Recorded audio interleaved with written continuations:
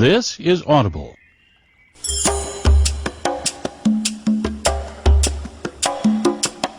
"7 Days in Usha Village, a conversation with Dr. Sebi" by Beverly Oliver.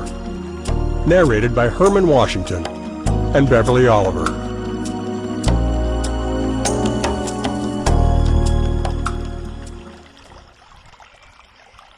Introduction. I met him in Washington, D.C. in the early 1980s when I produced public affairs features for WHUR-FM, and shortly after his transition from Alfredo Bowman, the steam engineer, to Dr. Sebi, the herbalist. My own gynecological concerns were an issue at the time, and I shared my feelings with colleagues at the station. One in particular, an engineer and vegetarian named John Davies, suggested I meet a man who might remedy my problems. I decided to see him instead of having a laparoscopy. When I saw him for the first time at the community warehouse in D.C., Dr. Sebi stood tall, slender, statuesque, much like a Maasai tribesman in East Africa. When he spoke, English words flowed clearly and robustly from his Yul Brynner-sounding voice, even though his first language is Spanish. And his persona, as I recall, resembled Mr. Brynner's character, the King of Siam, in the film The King and I. Words about natural and unnatural foods and his analogies of human and animal physiology, especially gorillas and polar bears, pulsated throughout the room. No microphone or bullhorn needed. Some listeners sat surprised by his lecture, interjecting soft murmurs of doubt. Others willingly and intently received the message. I was one of them, and because I felt an even larger audience should hear Dr. Sebi's perspective on health and nutrition, I invited him to WHUR to speak in a 4-part radio series on herbs and natural healing. He came. We recorded a session a little over an hour, and as I think back, it was a difficult edit. You just can't put it all in the program, no matter how great or informative. The final cut yielded 4 10-minute shows with theme music by Lonnie Liston Smith. WHUR broadcast the series in the news magazine, The Sunday Digest. Subsequently, throughout the mid-'80s, I traveled to New York to hear Dr. Sebi's lectures. After that period, my career path changed somewhat, taking me out of the East Coast. The New York Attorney General's office attempted to change Dr. Sebi's in 1987 when it arrested him and jailed him for refusing to remove unlicensed medical claims from New York City newspapers, the Amsterdam News, and the Village Voice. His advertisements promoted cures for AIDS, asthma, cancer, and sickle cell anemia. He won his case in 1988, continued to treat clients with his products, but would eventually relocate his office. 20 years would pass before Dr. Sebi and I reconnected. That happened in 2005 in Los Angeles, California, 2 years after I moved to the West Coast to continue my career as a writer and creative artist. In our first conversation since reconnecting, I asked him why he hadn't written about his knowledge of health and nutrition. Lo and behold, he pulled out a manuscript, a draft of his autobiography. Words cannot fully explain how I felt that moment. Such a thrill to know the public can now have a reference book of more than 25 years' experience in nutrition and natural healing from Dr. Sebi's perspective and experiences. I was equally moved when asked to assist with his work in progress, thus the reason for the 7-day interview in Usha Village and La Ceiba, Honduras, November 6th through the 12th, 2005. Listening to this audiobook, 7 Days in Usha Village, a conversation with Dr. Sebi, you experience part of that sojourn. Mountains filled with lush, dark green tropical trees and plants surround Dr. Sebi's Usha Village, a healing center in a town called Agua Caliente, 24 miles east of La Ceiba. His thermal hot spring runs from the mountains straight down to the middle of his 14 cabins. He calls them huts. An African mask hangs over the yellow hut, once occupied by the late hip-hop singer Lisa Left Eye Lopez. Like others before her, she sought healing and contemplation at Usha Village. Several mornings I stepped outside my cabin and experienced a natural pedicure as warm waters from the hot spring flowed over my bare feet. I usually use a cream moisturizer on my feet after bathing. No need for that at the village. The hot spring is also the source of Dr. Sebi's sauna and bathhouses. One of its healing properties is the existence of sulfur, beneficial in treating AIDS and lung cancer. Never in my life have I known a man so passionate about herbs and plants that he'll stop driving a vehicle to go check out one seen from his windshield. He risked going to jail for his curiosity about a plant he saw on private property in Brazil. That's what I learned about Dr. Sebi while tape recording the interview and riding around the town of La Ceiba in the back seat of his truck, his wife Matun seated in front. Speaking of a love affair with plants, I'm the offspring of Southern parents, South Carolina. Imagine my reaction when Dr. Sebi gives the thumbs down to collard greens, a plant I've eaten since time immemorial. Over the past 20 years, Dr. Sebi has advised and treated many celebrities and community activists. Some experiences proved invaluable to all involved. Others stirred intense emotions that surfaced during the 7-day interview. His mother, Violet, who recently passed at age 92, also witnessed her son's heated energy. But note Dr. Sebi's love for one of the most prominent influences in his life, his grandmother, Mama Hay, for whom his autobiography is named. Intense? Yes. Unconventional? Undoubtedly. Yet Dr. Sebi's generosity remains unquestionable. 7 Days in Usha Village, A Conversation with Dr. Sebi, precedes Dr. Sebi's autobiography, a project started long before this audiobook. He agreed to go forward with the paperback version of 7 Days in Usha Village to commemorate the 20th anniversary of winning his court case, and as a means of informing his supporters, his autobiography is on the way. An autobiography called The Cure, the autobiography of Dr. Sebi, Mama Hay. You'll hear Herman Washington read passages from the autobiography that relate to topics discussed in the interview. In a way, one book supports the other. Prologue. Approximately 45 years ago, I made the statement, I want to be useful. I want to do something great for the black woman so the world can see how amazing, how beautiful she is. I remember sitting in a barber's chair in New Orleans in 1960 when I made that statement. I was bent on giving her something that would elevate her universally. It was a drive that I could not contain. It came from within, an inner dictate. I didn't know that I would have to face the American Medical Association, the Food and Drug Administration, and the judicial system of the state of New York in representing the gift that I was going to give her, the black woman of the world. Mama Hay, Beginnings. Well, hey, me, I'm out the bush. Dr. Sebi was born and grew up in the bush. So the dictates that provided me the environment that I have internally and mentally is not the same as a child born and grew up in a city.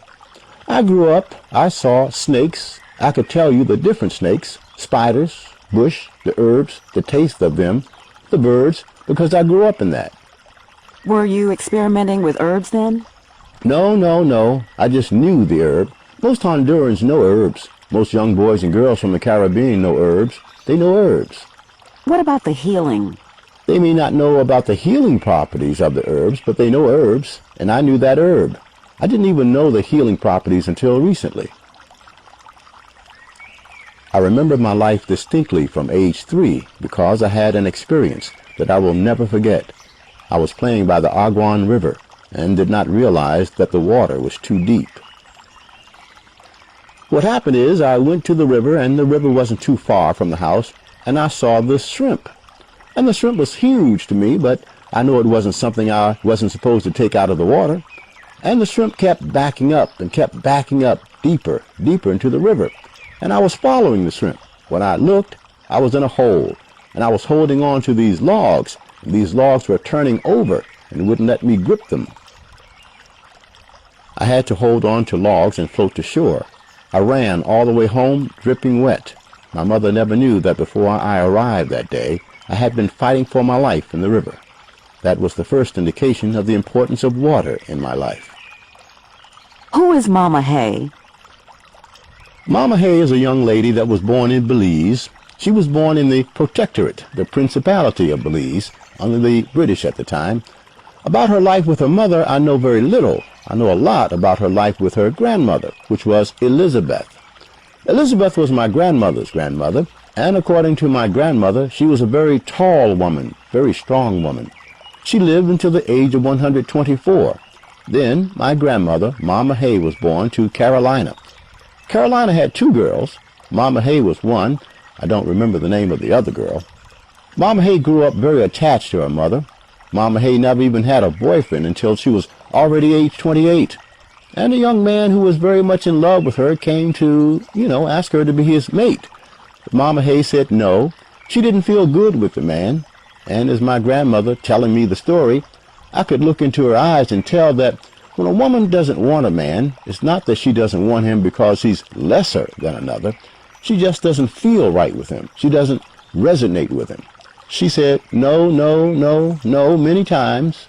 Well, one night, the man in question came and shot my grandmother in her left breast towards her heart. They took my grandmother to the hospital thinking that she would be dead. Everybody thought she would die. But my grandmother lived, and then she said, I think I can leave Belize now. I should leave Belize. She left Belize and she came to Honduras. She came to Honduras in the year of 1914, and she met this man that took her off her heels. His name was Ben Francis. He was a Haitian. This Haitian gave my grandmother love and a life that even when she was telling me the story, and she was already in her 70s and 80s, the laughter, the love that this man brought to her was still showing in her face. He was from Haiti and she bore him two children, Violet and Lucius.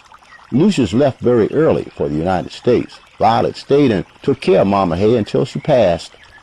Mama Hay wasn't a woman that you invite to a dance. She was never part of any sorority. She was never part of a lodge. She was never part of anything. She was never invited to anything. Mama Hay was a very secluded lady, very, very, very private. And I didn't notice that I would be going to sleep every night at 6 o'clock, and it was because of Mama Hay. Mama Hay would tell me these stories because Mama Hay took possession of me when I was 8, and she took care of me until I was about 11. Why did Mama Hay take possession of you at the age of 8? Because she had met another man by the name of Duncan from Jamaica. Your grandmother?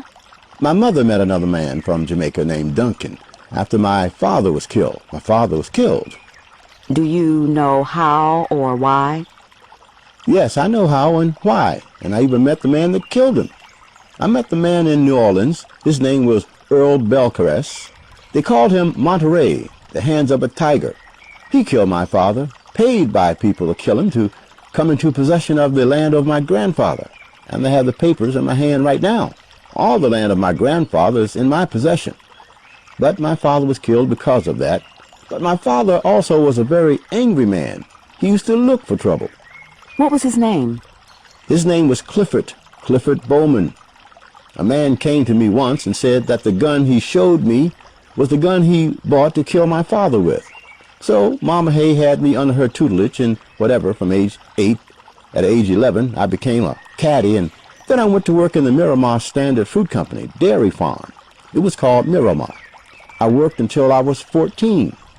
Then I left Miramar and I went to work in the commissary. And Mama Hay became even closer because I would work hours that would give me more hours with her.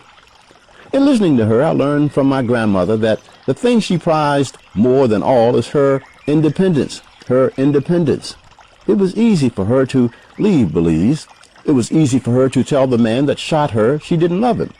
Some women would have played it off in a way to not hurt the individual. Not my grandmother. She was straight up front. She didn't like this man, and she was shot because of it. So Mama Hay suffered at the hands of the black man, her brother, but is still continuing to perpetuate. The black man, many of us are very abusive, and rightfully so, because the very food that precipitates the abuse is being fed to us by our wives. So you see, it's a vicious cycle. Mama Hay made sure that I did not become an alcoholic. She made sure that the need for anything was zero. Whether I had a girlfriend or not, it didn't mean anything to Mama Hay. Mama Hay told me at 7 years of age that I didn't need a duck for a birthday present, and I didn't need anything or anyone. So Mama Hay, in reality, is the pillar of my foundation. She's the very pillar in which all of the things that I have done lays on Mama Hay, because of her instilling in me the attitude of doing, not talking. My grandmother was a doer. She was a woman that didn't go to school, but she provided a life for herself in Honduras when it was most difficult. Yes, she did. And she gave her grandson certain ethical and moral standards because she knew that one day I would have to face the world. So she felt she had to give me this foundation, and she did a good job. She didn't know what the outcome was going to be, but she herself told me that, "Fred, don't worry about the canal." I said, "What do you mean about the canal?" I made a canal that was a serpentine structure. It was like a snake because the yard was very dirty, and I put water in it with sticks and branches off of trees. I expected to have trees growing the next day and the water flowing, but it didn't happen that way. So she said, "One day you're going to build a canal that would never dry out." And I have it right here at the village of Usha, 50 years later of that statement. So my grandmother, I know for certain, resonated with me even after she was gone. After she was buried, I would still appeal to her wisdom, and I would always come up with the answer. What was her foundation? What drove her? I will never know what drove my grandmother because it was innate in her, because her grandmother lived 70 years without a man. Her mother lived 68 years without a man. She lived 65 years without a man and didn't care about it.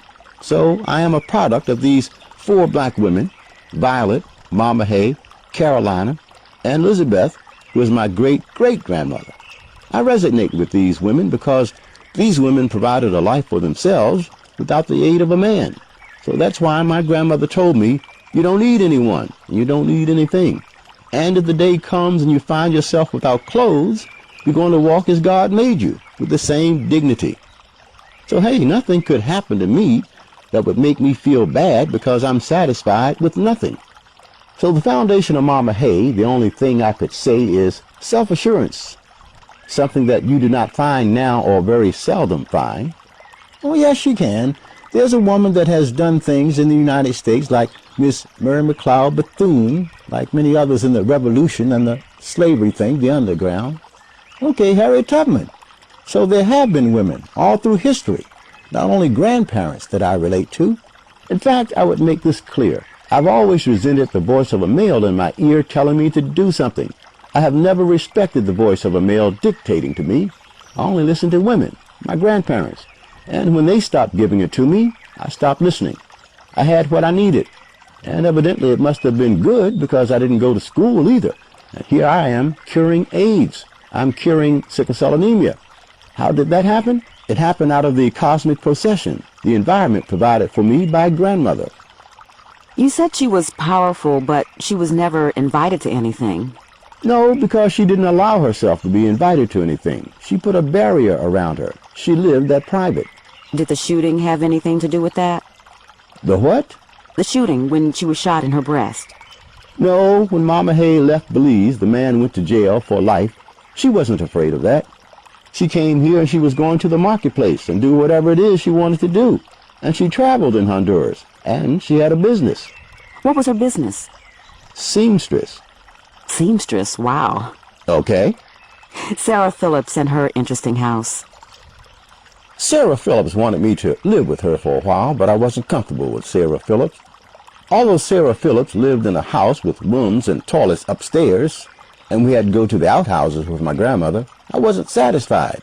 I could feel that there was something I didn't like about Sarah Phillips. She was on your father's side? Yeah, my father's mother. Certain things I didn't really learn to digest. It wasn't too palatable. How did you get to her house? It was just across the street. You did live with her for a while. For a very short period of time. I think a matter of weeks. A few weeks? Yeah, I think so. Maybe weeks. No years, nothing. She didn't have the effect on you that Mama Hay had? Oh, no. Mama Hay had all of the influences. All of my influences are Mama Hay because Mama Hay gave me what Sarah Phillips didn't have to give. Mama Hay had love. Mama Hay had compassion. Mama Hay was sweet. I could see her smiling with this gap tooth. You know, a big gap in front of her tooth between her two front teeth. I could see that. I don't remember seeing Sarah Phillips smiling. I saw Mama Hay smiling all the time, yeah. Mama Hay, is that her real name? Her name is Ann Hay, but they call her Mama Hay because she took on that persona only because she used to play these cards. And I used to wonder why this woman played these cards. I remember these tarot cards. And people used to come with tears in their eyes and they used to leave smiling. My grandmother told me that I should always make them smile, Fred. But I didn't know she was using psychology. She knew that the cards didn't have the answers to anybody's problem. She knew that. But what she had to her avail was the sight to see where this person was psychologically. And she would give them exactly what they wanted to hear. Yeah, that's Mama Hay. Fatherhood. I never had fatherhood. I never had a man to tell me anything in my life. I never heard the voice of a man dictating to me, so I don't know anything about fatherhood. I just gave my children what was given to me by my parents. Fatherhood? I know nothing about it. I know about grandmotherhood and motherhood. Fatherhood, nothing. And I suppose that, there again, nature had it arranged that I was not supposed to hear the voice of a male in my ears. What would I have learned from that male? Males talk to males now, but all the males that talk to males, none of them are doing what I'm doing in other areas, except one. Spaceman. He didn't go to school, but he made an APS, an alternative power source that would last 28 years in your house and in your car. But no, I'm supposed to talk about philosophy, not something pragmatic like that. No, we don't have no time for making clothes and growing the best food, Sebi. We have to sit around and philosophize. So I only listen to women. No, fatherhood meant nothing to me. I don't know about it. I never had it to say, fatherhood. I don't know what fatherhood is. When I look at the natural life expression, I don't see any ducks following drakes. I don't see lion cubs following lion. I don't see gorillas. I don't see elephant cubs following males. So this fatherhood is another American invention that I know nothing about. Nature doesn't show fatherhood. Nature only shows motherhood only. That's why, you see, my thinking helped me to get this, and I did it with ease. Boy, you're supposed to have some more. And suppose other people had thinking patterns attached to the African resonance. I wonder what they would do. I did it with 2 women. There again, it may sound like I'm putting men down. No. How can I put men down when I'm one? I'd be crazy. But what I'm seeing and what I've always seen, that we males, compared to females, we're helpless. You're more equitable, and that is shown all through the jungles and even in plants. Monday, November 7th, 2005. In the house that I was raised, I always heard that self-preservation was the first law of nature. Being that I am of an African genetical structure and African heritage, I couldn't very well say Japan or Europe. I had to say Africa. That is the beauty of each and every one of us that represent that gene. That is the beauty. Like, the zebra doesn't have babies with horses, they have babies with zebras alone, and they think of zebras alone. Orangutans don't have babies with gorillas. No, they do not. So, with me saying I'm going to go to Africa, it was an automatic thing. It wasn't something I had to think about. It was automatic because it was ingrained in the house in which I was raised. Your mother or Mama Hay? Mama Hay. What did she say about Africa? Well, all she had to say was that we are Africans, and she kept saying that. We are Africans. We are not Mayans. We are not Native Americans. We are Africans brought to this part of the world. She told you that? Mm-hmm. It's as simple as that. I am African. I'm not an African Honduran. No, I am an African in Honduras. By telling your mother you were going to Africa, did you feel like you were going home? Exactly. I felt that I was going home, and I felt that. And the first country was South Africa. You have a point you want to make. The point is that you asked where did substance, the component or what was given by my grandmother to me to lay the foundation that I have. Well, I couldn't give you an answer at the time you asked the question, but as I look back in retrospect, I could remember this, that people would ask my grandmother, "Miss Ann, what's going to happen with Fred?" My grandmother would say, "I don't know." "Miss Ann, what's going to happen to Fred?" "I don't know." "Fred, what is it you want to be?" they would ask me. I said, "I don't know, because I don't know. I'm only 8 or 9. I didn't know what I wanted to be." "Well, why don't you go to school, Fred?" "I don't like it." As simple as that. I didn't like it. Okay? What I see now that avails me the privilege to look at things from outside the box, I was never in the box because I had the freedom to think as I wished for myself. That is something children are not afforded. That's the one thing Mama Hay afforded me, that environment to think for Fred.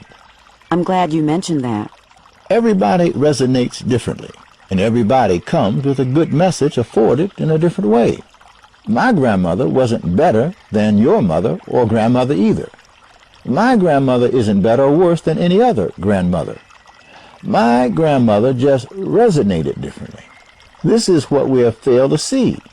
We always measure things with up and down and good and bad and in between.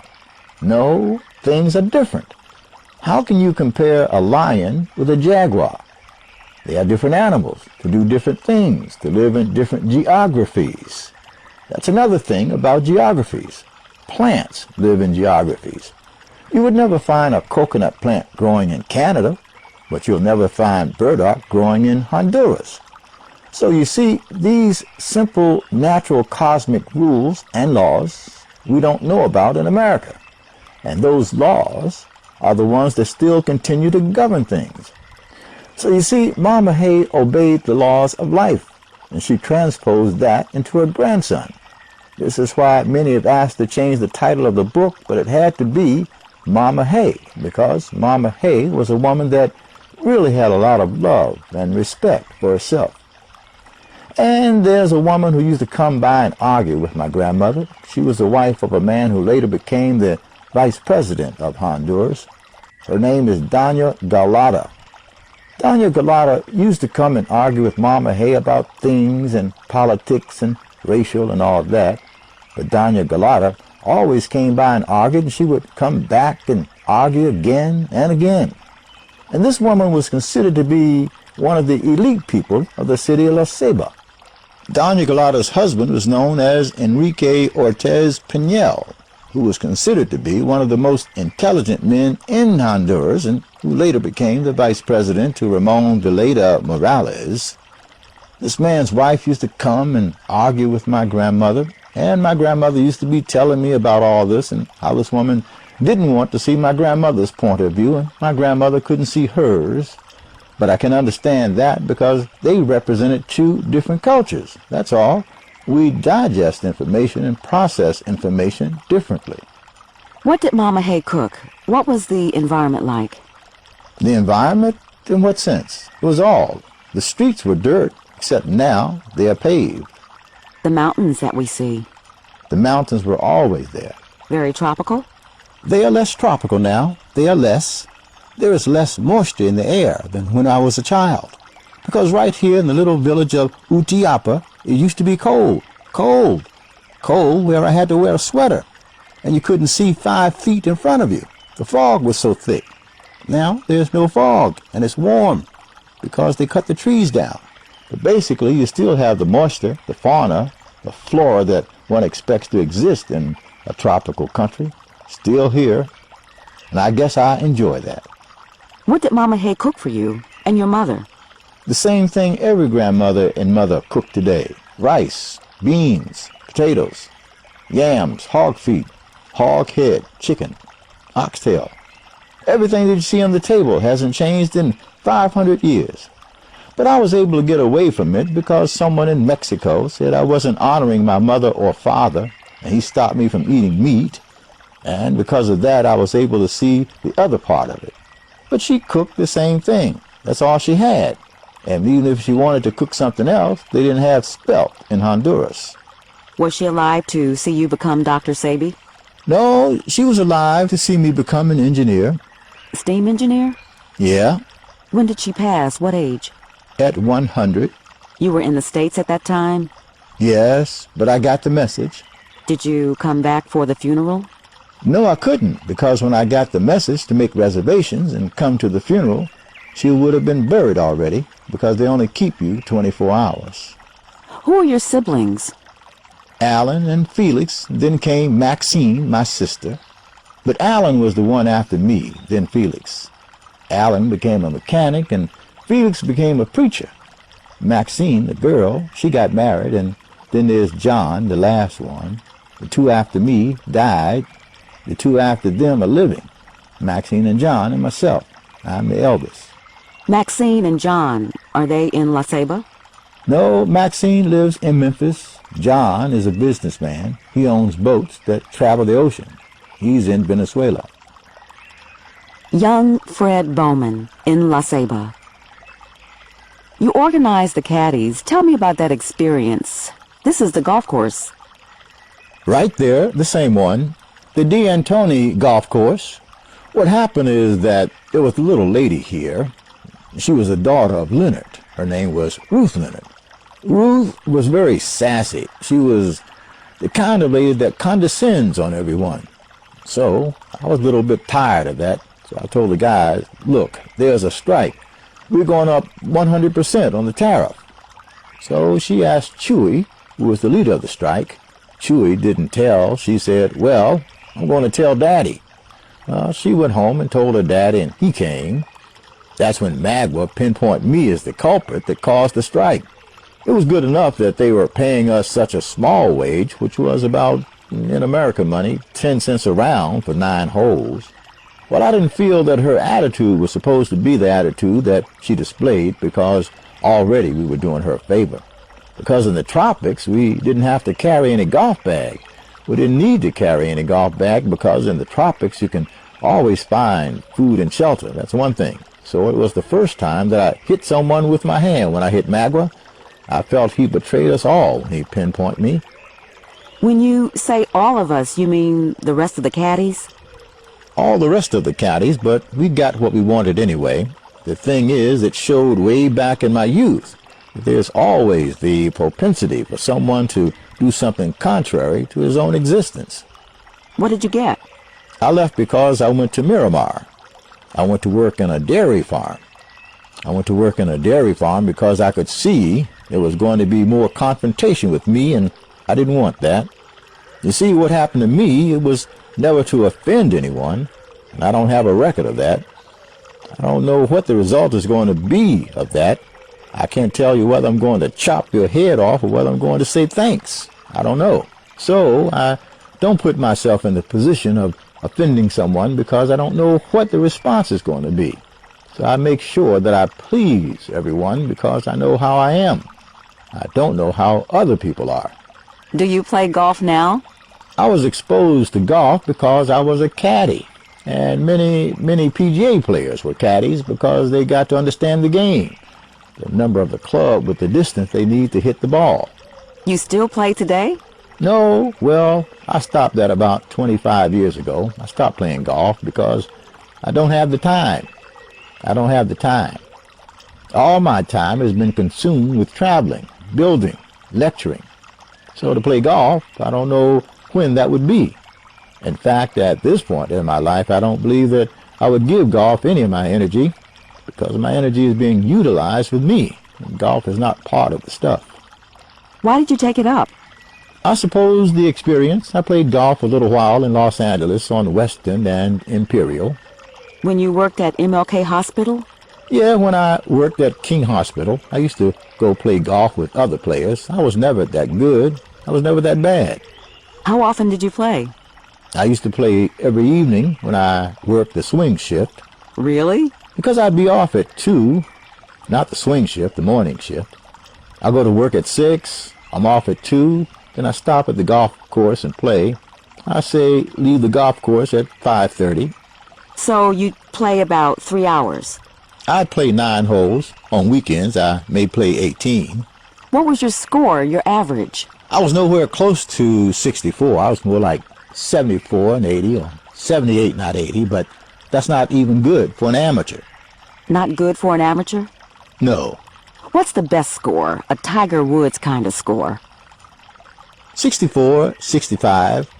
You left caddying and went to work for the Standard Fruit Company. The dairy farm.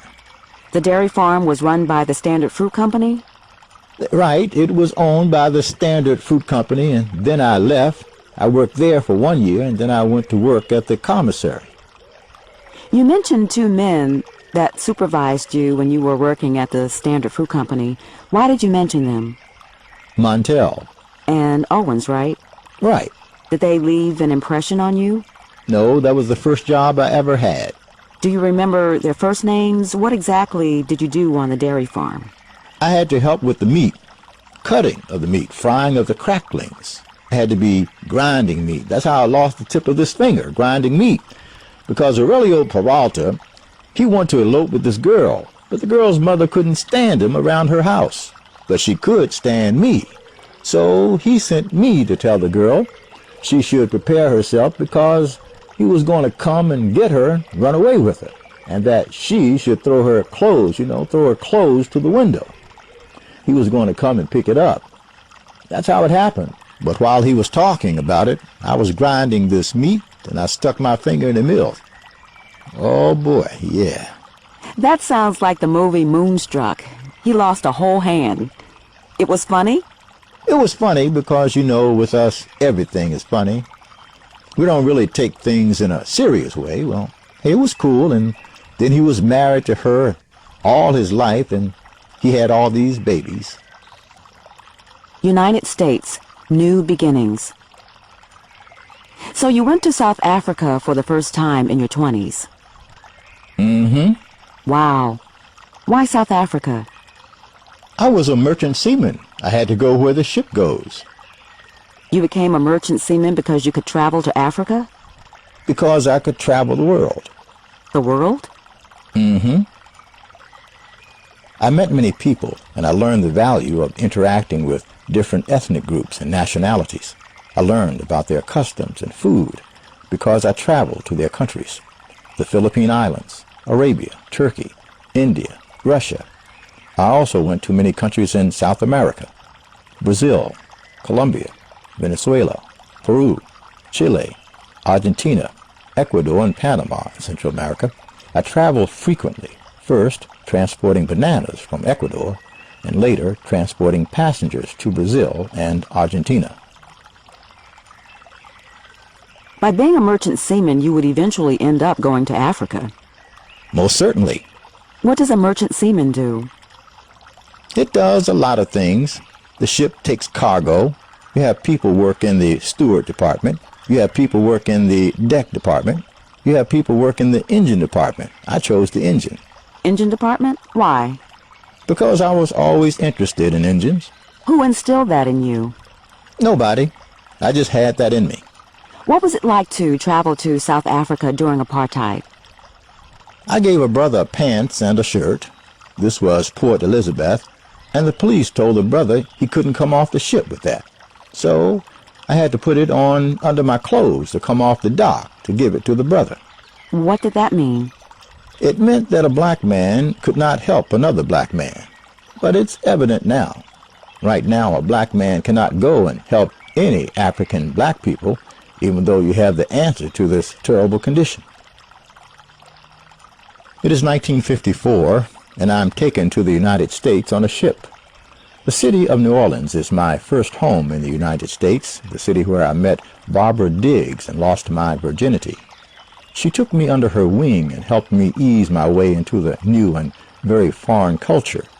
She taught me how to talk and dress, and helped me understand football. Her family treated me as one of their own. Barbara was a beautiful young lady. I was excited. I was excited with her because I never had a girlfriend before. She kissed me, and Barbara used to do that quite frequently, and I used to be afraid of Barbara, if anything else. Why afraid? Because I was a country boy from Honduras. She met Barbara Diggs's mother, and they're both Aries. Mattoon, you met Barbara Diggs's mother? Yeah? Miss Genevieve Diggs, 84 years old, wearing hot pants. Oh, no. Yes, she did. And does she look good? She looks real good. No stuff. Miss Diggs ain't playing. Running around behind her grandchildren. How many?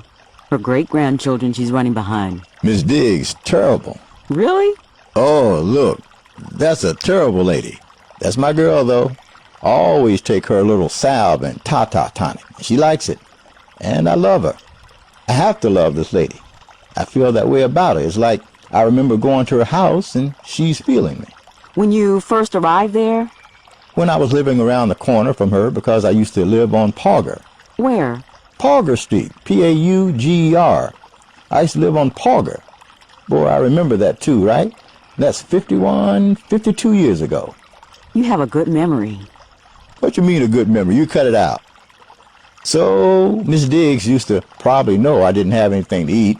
I may have looked starved out, and she'd give me some rice and beans and neck bones and some taters. And boy, she didn't know how many times I used to leave out of there with a smile on my face. I had me some neck bones and some rice and beans. Yeah. I was traveling the world and bringing Barbara gifts from exotic places. I was happy and thought she was too, until the day she told me that she was leaving me. She wanted a man in her bed, not one that spent most of his time on the ship. I understood. Barbara is no longer with us, but I will always love her and appreciate her kindness. She didn't want me on those ships. I came back from my trip. I went to Havana, then Panama, then Ecuador and back. That trip usually took us 21 days. When I came back, she had a boyfriend named Floyd McKissick from Austin, Texas. They fell in love, and they had 3 beautiful children. They had one named Jessica, the other one named Monica, and the other one named I forgot, but they had these 3 beautiful children. I used to visit them. And as I visited them after I left New Orleans, I would always go back to New Orleans to visit Floyd, and he loved it too. So one trip, hell broke loose with us. Them and me, or me and them. I had come into the understanding of health. Health? Yes. And I went back to New Orleans and I caught them eating these neck bones and these chitlins and the stuff they call pig feet and rice and beans. Pig feet. That's what they were eating, pig feet. And they were eating neck bone. I said, hey, don't do this no more. Floyd, Barbara, don't eat this way anymore. Did she die because... So Floyd laughed as if I was the loser because he caught up with Barbara. He wound up with Barbara, right? Right. He thought I was jealous. I said, no, man, I love Barbara. I said, Floyd, I will always love Barbara. And my love for Barbara is the same love I have for you, Floyd. What do you mean? Stop eating this shit. That's what. And they laughed. 2 years later, she had quadruple heart bypass.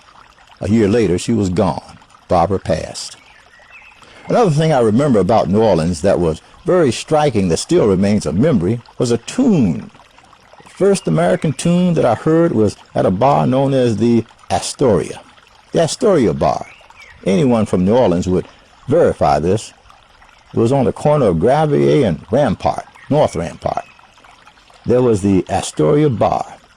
And in the Astoria Bar, I heard this tune, Casanova.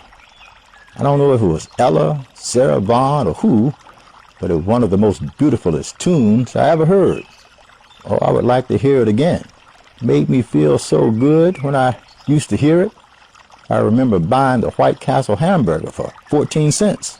14 cents? Wow. Oh, yes. We used to buy 5. The hamburgers were so small, 2 bites, and they gone. I love those fried onions. That's what topped it off. Then we used to go by the plum room to eat. This is a plate. It was a little plate. Platter with rice and beans and a piece of pork meat in it with 2 slices of bread. Now look, the meat is starch, the rice is starch, and the bread is starch, and the piece of meat with a bone in it. So that plate used to cost, I remember how much it cost, 26 cents, quarter and a penny. And we used to go there and buy the root beer with the dinner. Oh wow, beans and rice and meat and 2 slices of bread, and we thought we were batting 1,000, picking our teeth and stuff. So I lived that in New Orleans, and I lived where I had to go on London Canal when I lived on St. Anthony, and get crayfish and buy a pound of rice. I cooked my crayfish and eat my rice. I had a meal. Really? Tell me I wasn't eating, high on the hog. But New Orleans was beautiful. I love New Orleans. I love New Orleans now. And every time I go to New Orleans, I get the sensation as though I never left. When I left Honduras and I went to New Orleans, it was a quality of love that was being afforded and expressed in New Orleans. This I do not see now. There was a love. There was a closeness, and the closeness was because we were being discriminated. It was the most beautifulest thing. When we had to make a decision to go out, we could only go to a black restaurant. We only could go to a black theater. We only could go to a black anything. But because of that, we were closer. I got hooked up with a barbershop, Tim's Barbershop, because I liked the energy there. And these brothers were the ones who introduced me to Islam. They were talking this strong thing that I associated with Marcus Garvey. The guys in the barbershop who owned the barbershop were Muslim? Yeah, that's right. They invited you to a meeting? Finally, I went to it, but there was another influence. It was jazz. I met Coltrane. I met Duke Ellington. I met a whole bunch of people because of Tim's Barbershop. He used to do comp, wave hair. I met Roy Hamilton. I met this brother named, what is his name? He used to sing, come on, from Detroit. He used to sing Summertime. I used to like to hear him sing that. He was a beautiful singing brother, too. Sam Cooke. I would see the Platters and Little Richard. That was the music I listened to when I was in New Orleans because it was just in the 50s. It was on. New Orleans was where I began to grow. When I was in the Nation of Islam, I loved the Nation of Islam then. I love the Nation of Islam now. I will always love the Nation of Islam because what I received in the Nation of Islam, I could only have received it in the Nation of Islam. There were components that the Nation of Islam offered that the other entities, religious and philosophical, did not have to offer. But it was offered in the Nation of Islam. At the time that I was a Muslim, it was in the middle 50s. Then it was different air about the brothers. We were happy and the community loved us. The Christian community loved us in New Orleans, and we loved the Christian community. We even bought a vegetable truck to bring them fresh vegetables every day. We would pick up their clothes because the Christians were the ones that gave us their business. You understand? So I cannot see why there should not be love among the Christians and the Muslims, because as you know, as you and I both know, if I love Muslims and Christians, hey, that's beautiful. It makes it easy for me. So, what attracted you to the Nation of Islam? What attracted me to the Nation of Islam is that I grew up in a Garvey house. And growing up in a Garvey house, you get this pride, this sense of value that you add to yourself, that this black man that you are following could do these great things. So I automatically took on that particular persona because my grandmother was one hell of a black woman. She was uncompromising. She didn't care how big or how small you were. In her eyes, you were the same. But she had this sense of value about herself that I seldom see in people. There are people out there in the United States that have this same feeling about themselves. So when I came to America, coming from this house of Garvey, well, yes, independence is the thing of the day. Sure, I was happy when I heard about the messenger Elijah Muhammad was going to construct schools, farms, hospitals. Well, naturally, fresh out of a Garvey house, I'm attracted to this. You know, like it's a magnet now, you know. There's affinity. And I love it. I love Malcolm. I love Elijah. And I sit at the table at 3837 South Woodlawn Avenue in Chicago at Messenger Elijah Muhammad House and sat and ate with the Holy Apostle. And he asked me where I was from. I said I was from Honduras. Oh, you came from the land of Garvey. Did you know that Garvey and I are friends? I know him well, and that the Mahdi asked Garvey first if he should be the messenger, but Garvey refused, he said. But you know, we have a tendency to pit Elijah against Garvey, Garvey against Malcolm, King against noble Jew Ali. No, all of our brothers and sisters that came to us with different givings to serve different areas of our struggle, of our journey. I don't call it struggle either, because I never used that word struggle. I never struggled in my life. Our journey. I met Brother Malcolm many times and had great respect for him as well as for the Minister Elijah Muhammad. Minister Muhammad was correct in removing the members of the nation from pork, a filthy animal, but he left the lamb, the beans, and all of the starches and sugars. He did the best he could with the information available, and his gift is appreciated, but I knew it wasn't enough, so I left Islam too. Sunday, November 6, 2005. I remember being in this place and thinking about my life, how I, Sebi, at the time I was Alfredo, not Sebi yet, how I, without knowing, neglected my body and find myself in a mental health institution. But even though I was in an institution being treated, something in me kept saying, "You're not going to give up to this." And I wouldn't drink the medication.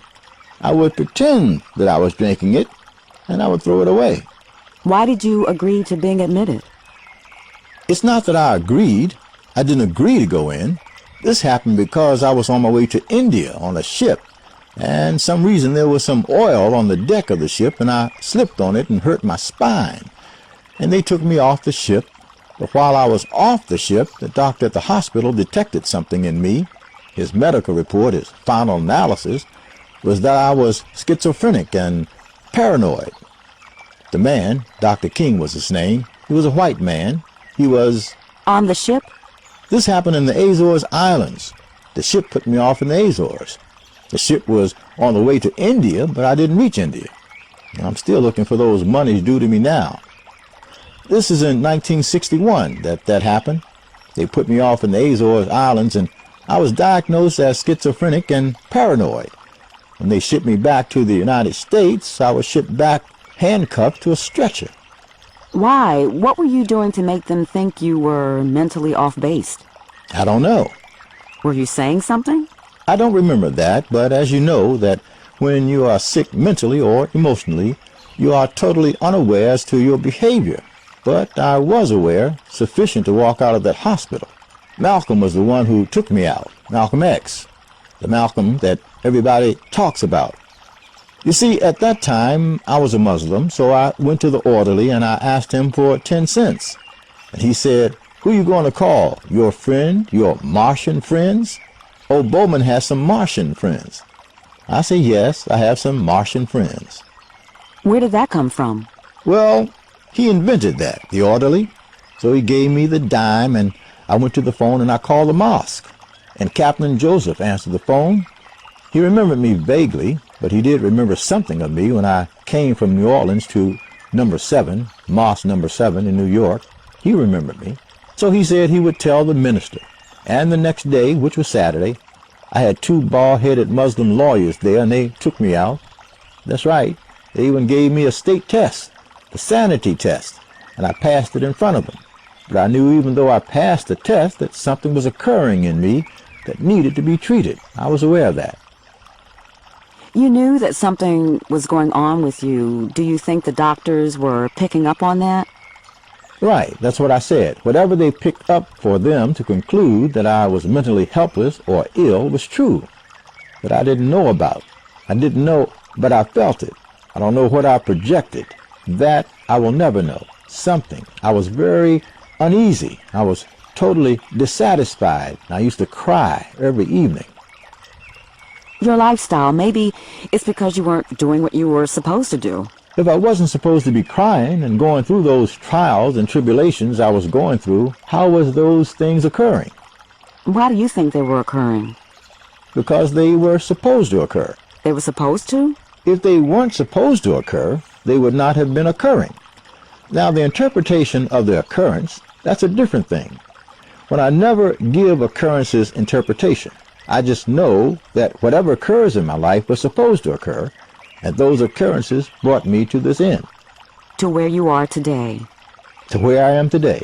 Everything was in place when I walked the streets in Baltimore without any money.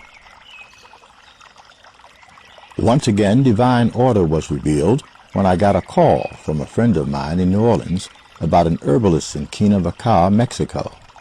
By this time, I knew that nothing was working, so I went to see the herbalist.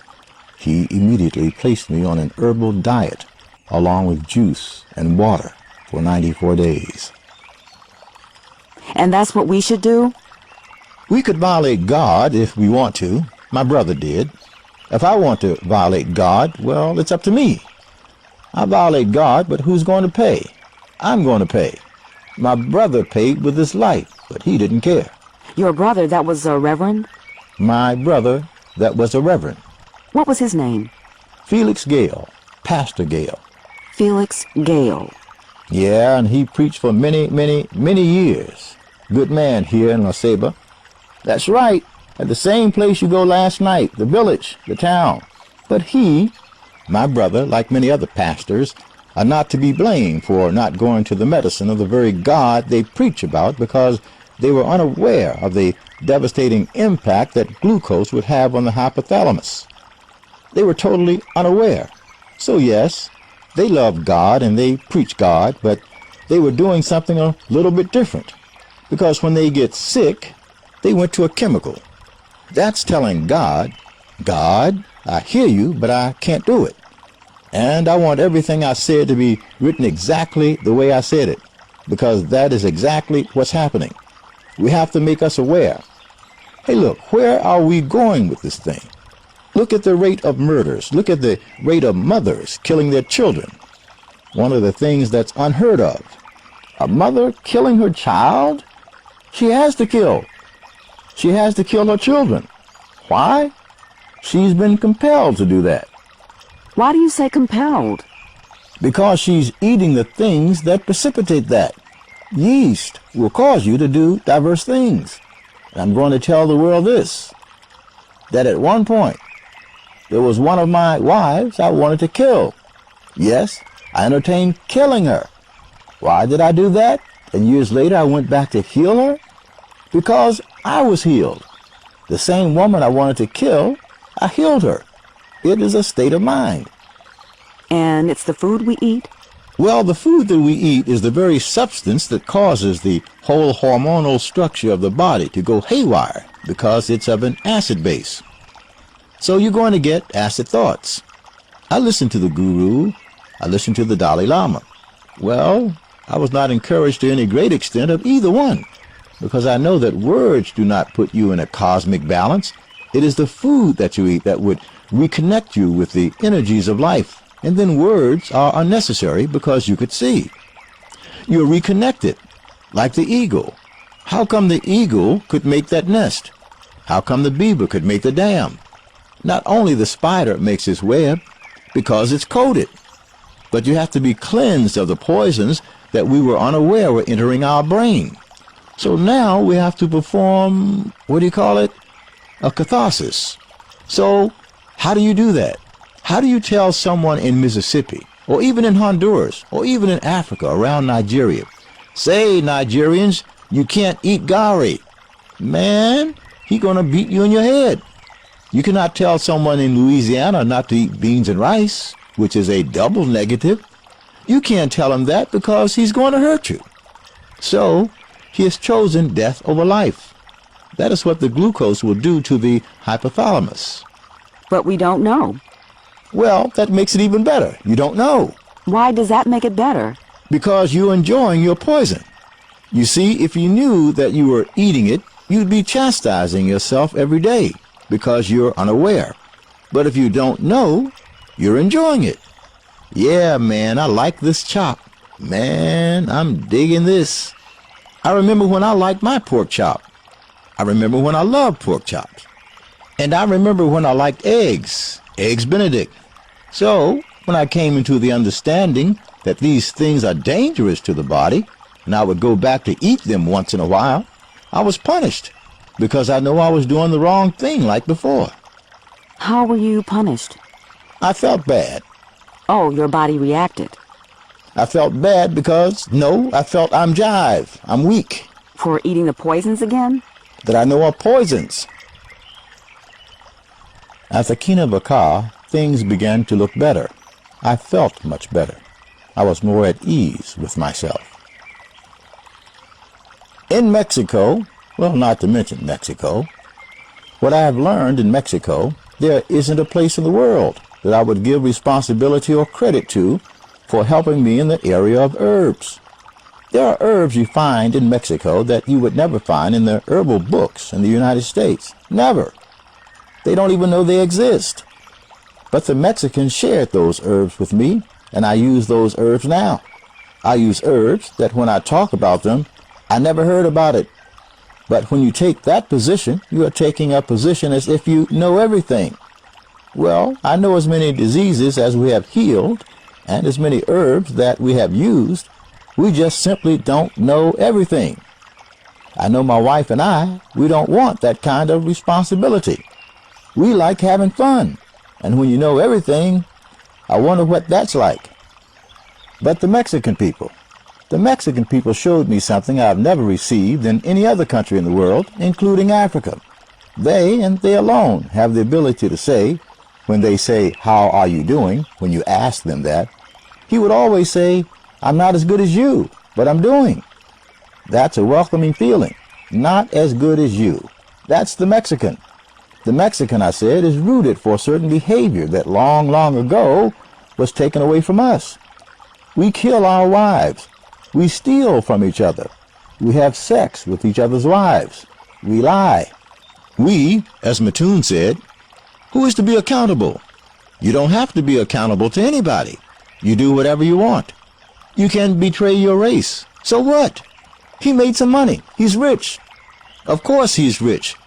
The man is rich, man. We sit around and we talk about the black rich people, but we never talk about the black healthy people. We never talk about him. The black rich people are more important than black healthy people. Me?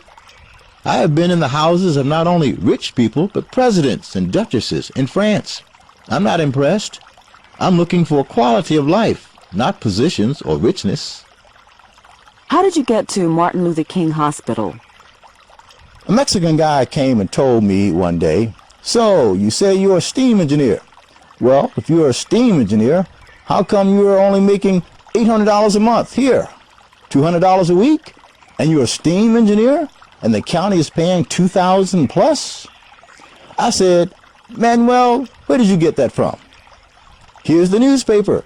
And if you're a steam engineer, you're going to teach me how to run this machine." I was operating a corrugated machine at Western Craft in Camarillo. Manuel is the boy name, a young man. He said, "Here it is." I went into the county, passed the test, building of safety and something else in downtown L.A. Then I went to pass the steam engineer license test. Then they told me there was a job at King, and I went there. You were there for 10 years? Mm-hmm. What does a steam engineer do? A steam engineer is an individual that understands the science of thermodynamics, which is heat exchange. How could you transpose that into healing? Well, yes, because I have to maintain a pH balance of 6.9, which is slightly on the acid side of life. So I concluded that if 6.9 is acid and 7.1 is alkaline, well, all the herbs that heal should be on the alkaline side. But when I began to look at the menus of all the healers in America, they had peppermint, acid. They had aloe vera, acid. They had echinacea, acid. They had dong quai, acid. Every herb that they used, with the exception of a few like burdock and yellow dock, which are alkaline, and dandelion, the rest of them are acid. So I said, well, where did black Americans get their menu from? As I looked at their menu and I looked at the European menu, it is the same.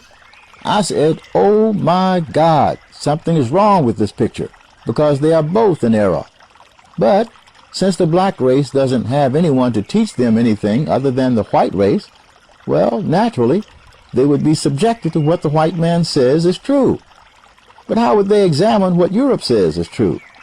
You don't have any other perspective to put it against to say, oh no, this cannot work because I have this as an example. So now you're jammed with that. Well, I didn't have the white man or the Spanish way or the Chinese way. I had nature's way, and that's it. So when I was presented with the mechanical way of treating disease, I could see the difference because I had the natural way.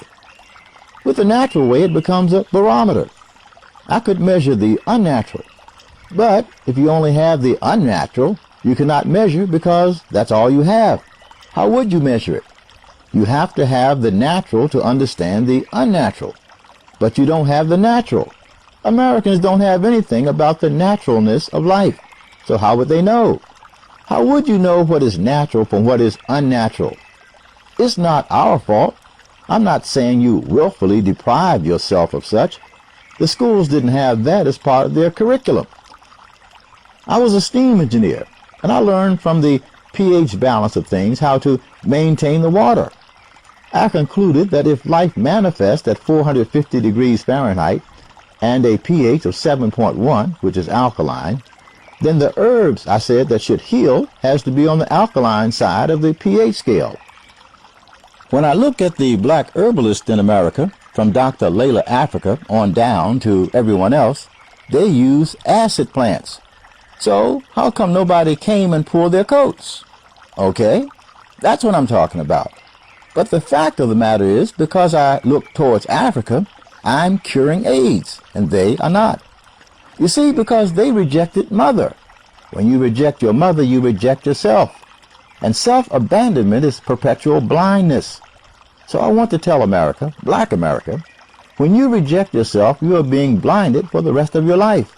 And this is why, with the little efforts that I have placed towards Africa, look what we are doing, and we're doing it like it was a joke. Easy. I met many friends on and off my job, but I soon realized that I had to separate from them because our perspective on life, especially food and education, was drastically different. Any Mama Hayes in the group? There was Fumilayo, there was Adua, there was Linda, there was another one. And then there were the brothers and the sisters from the other side, on the other side that were professionals, school teachers. And they were like people that graduated from UCLA. I began visiting these two different groups of people as far as purpose in life. What I found was that those that graduated from UCLA and other universities is that they were always deciphering the indecipherable. They were always talking about talking. They used to have these great arguments about this and that, about Plato, Aristotle, Diogenes. And then they would go into this black history stuff, never to come out with something pragmatic. The sisters, on the other hand, they didn't eat meat.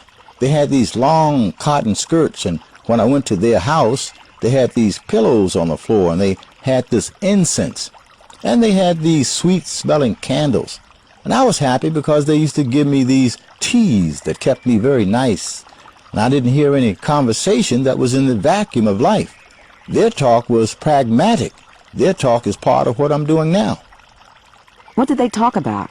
They talked about health, when black people don't talk about health today. And when they talk about health, they talk about it from a Chinese perspective or any other, even Indian. But let me remind the world about this, that the Chinese perspective to pathology is offering acid plants such as dung quai. The Japanese that is offering macrobiotic, that's rice, that's cyanide. Then we go to India. The Indian people with the Ayurvedic system of medicine, they tell us to drink cow milk, which is acid, and also rice. So every perspective of medicine that I ever visited and scrutinized, they are all offering us something that, instead of helping, they complicate life. You say it doesn't make sense that you're a steam engineer and you're healing people. When I was a steam engineer at the County of Los Angeles, the years were 1970 to 1980, There were healers long before Dr. Sebi doing what they say they were supposed to be doing. All of them. Every single last one was doing healing. So how is it that I came last as a steam engineer and AIDS have been cured, and they are not doing that? When I left MLK in 1980, I was already prepared with the knowledge of compounding herbs and making certain recommendations, which were working to reverse disease. This increased my confidence and enhanced my rapidly growing reputation. Let's talk about the Caribbean. You say you were depressed there. I was very depressed. Not depressed, very depressed, extremely depressed. Dominica was the first place in the Caribbean? Dominica, and then I was kicked out. Then I went to St. Croix. Well, what I experienced in St. Croix was less than what I expected a brother to afford another brother. Because I live in this dream world where black people should compliment black people, but that is not the case in St. Croix. In St. Croix, the Croyan would let you know, mi banya, letting you know, I'm born here.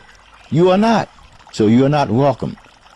So, mi banya was told to me many times, and I liked it.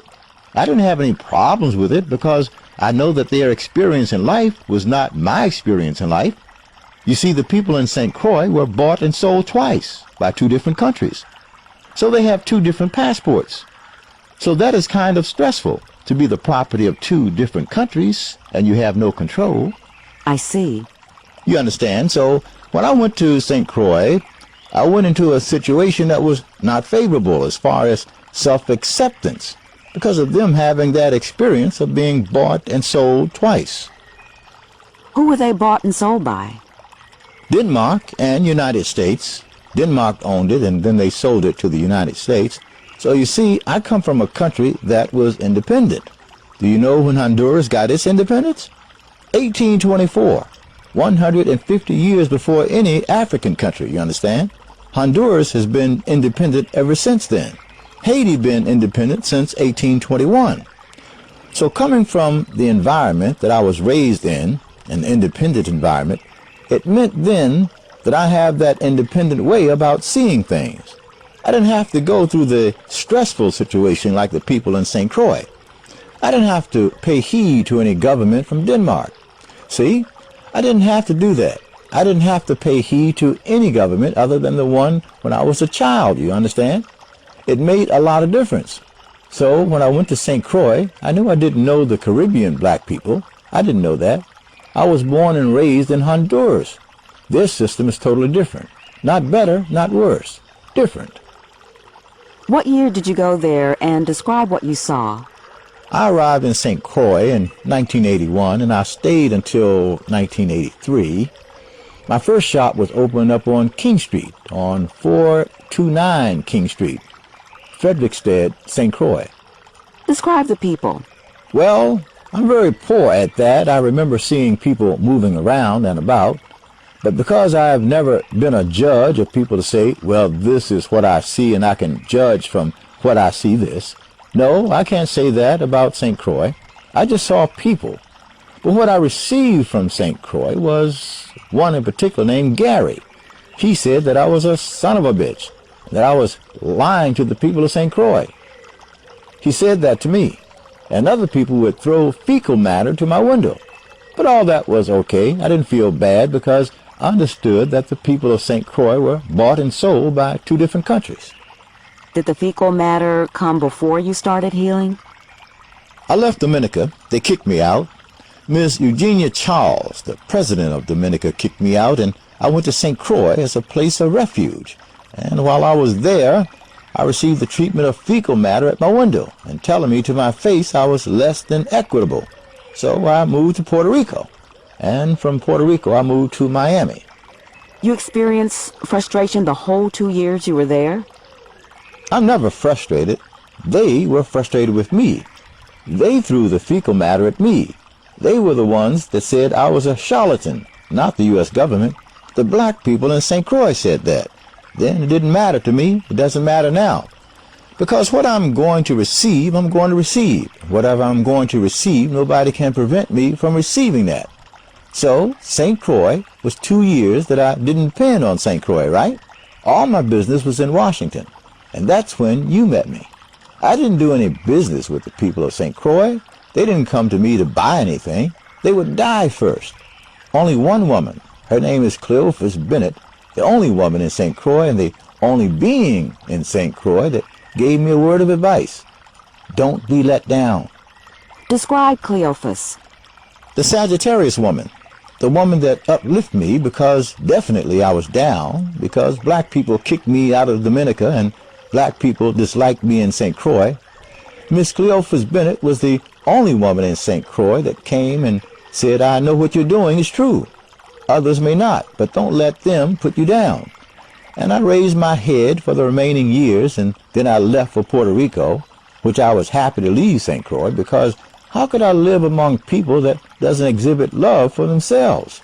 The minute that you dislike a foreigner, you are saying a lot about yourself, because the one thing that we like in Honduras is to welcome the foreigner. Really? Are you happy in Honduras? We like that if you are happy, but in St. Croix, mi baña. So you didn't do any significant healing in St. Croix? No. Healing who? The Croatians not going to come and see me. Remember, I was the black man that was lying to their parents, according to Gary. And he was right. Gary was 100% right, because that is how he perceived me. I didn't blame the young man. I didn't blame the people that threw the fecal matter at my window. They were right too. You see, everybody's right in my world. The crying was because you didn't receive respect from the Croyans? I wasn't crying because I didn't receive any respect from the Croyans, because I don't need anybody's respect. I don't live by anybody's respect. I don't want anybody's respect. What am I going to do with that? I cannot do anything with that. I was crying because I felt like I was defeated. I was kicked out of Dominica. I was down to $300, and like I failed in the journey. Not St. Croix, no. It was the former wife's idea to go to St. Croix? Yes, she said, just go to St. Croix. I said, let's go to Miami. Is that so? Yes. Why did she choose St. Croix? I don't know. Where is she from? She is from Africa. She's African? Yes. What country? Madagascar. Where the vanilla bean is, right? The vanilla bean is here too. The vanilla bean is in Grenada, more than Madagascar. The vanilla bean is in Nicaragua. The vanilla bean is in Mexico. The vanilla bean is all over. It's a hybrid. It grows all over. I'm familiar with Madagascar. Madagascar is an island that was chosen to grow spice, but more so in Zanzibar. Zanzibar is the spice island, but Madagascar, you see, when we talk about spices, who are the ones that develop these hybrid spices? The French people. Nutmeg, cinnamon, vanilla. All these things are hybrid. So you left St. Croix and went to Puerto Rico? Yes. You went to Aruba, Colombia? All that traveling was from St. Croix. You were based in St. Croix? While doing work in those countries. Washington, D.C., how did you get there? I was invited. I heard it wasn't easy to get you there.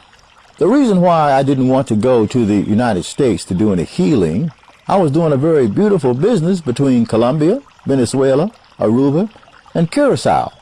I was busy with those, and even St. Martin. I had to visit these islands. I was doing well. I was living where it never gets cold. I was living where people you don't have to explain too much for them to understand. Then I had to leave that and go to the United States.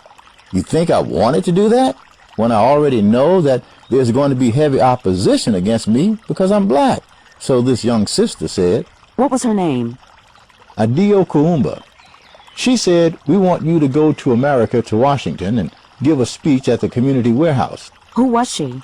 Adio Koumba, I met her in St. Croix, and that's when she heard me saying the things that I was saying, and that I could do the things that I said I could do. She went back to Washington and remembered that and invited me to give a speech at their community warehouse. And it was a very nice speech. About 700 people came. It was packed, and I was happy. But then I got angry. I got very, very, very angry at the audience in Washington. because when I would say things such as carrots are artificial, they would fight back. I wasn't angry because they fought back. I was angry because they didn't know. I want everybody to know what I know. It doesn't give me any crown on my head to be the one that stands out. The more of us that knows about this, the better life will be for all of us. Why did you come when you were doing so well? Oh, yes. Oh, you're really excited about that.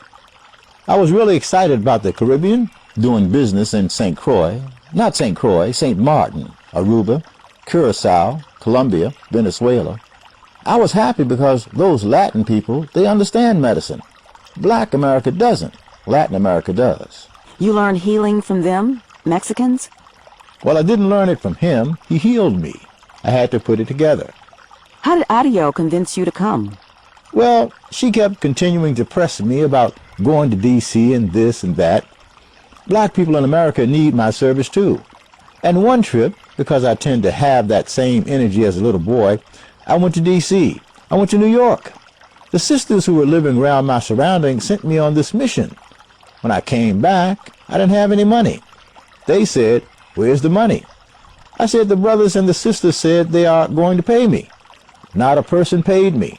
Only one, Robert Washington, out of New York. And we had to pay rent. And that's when I realized that the women I had around me were really sincere about being around me.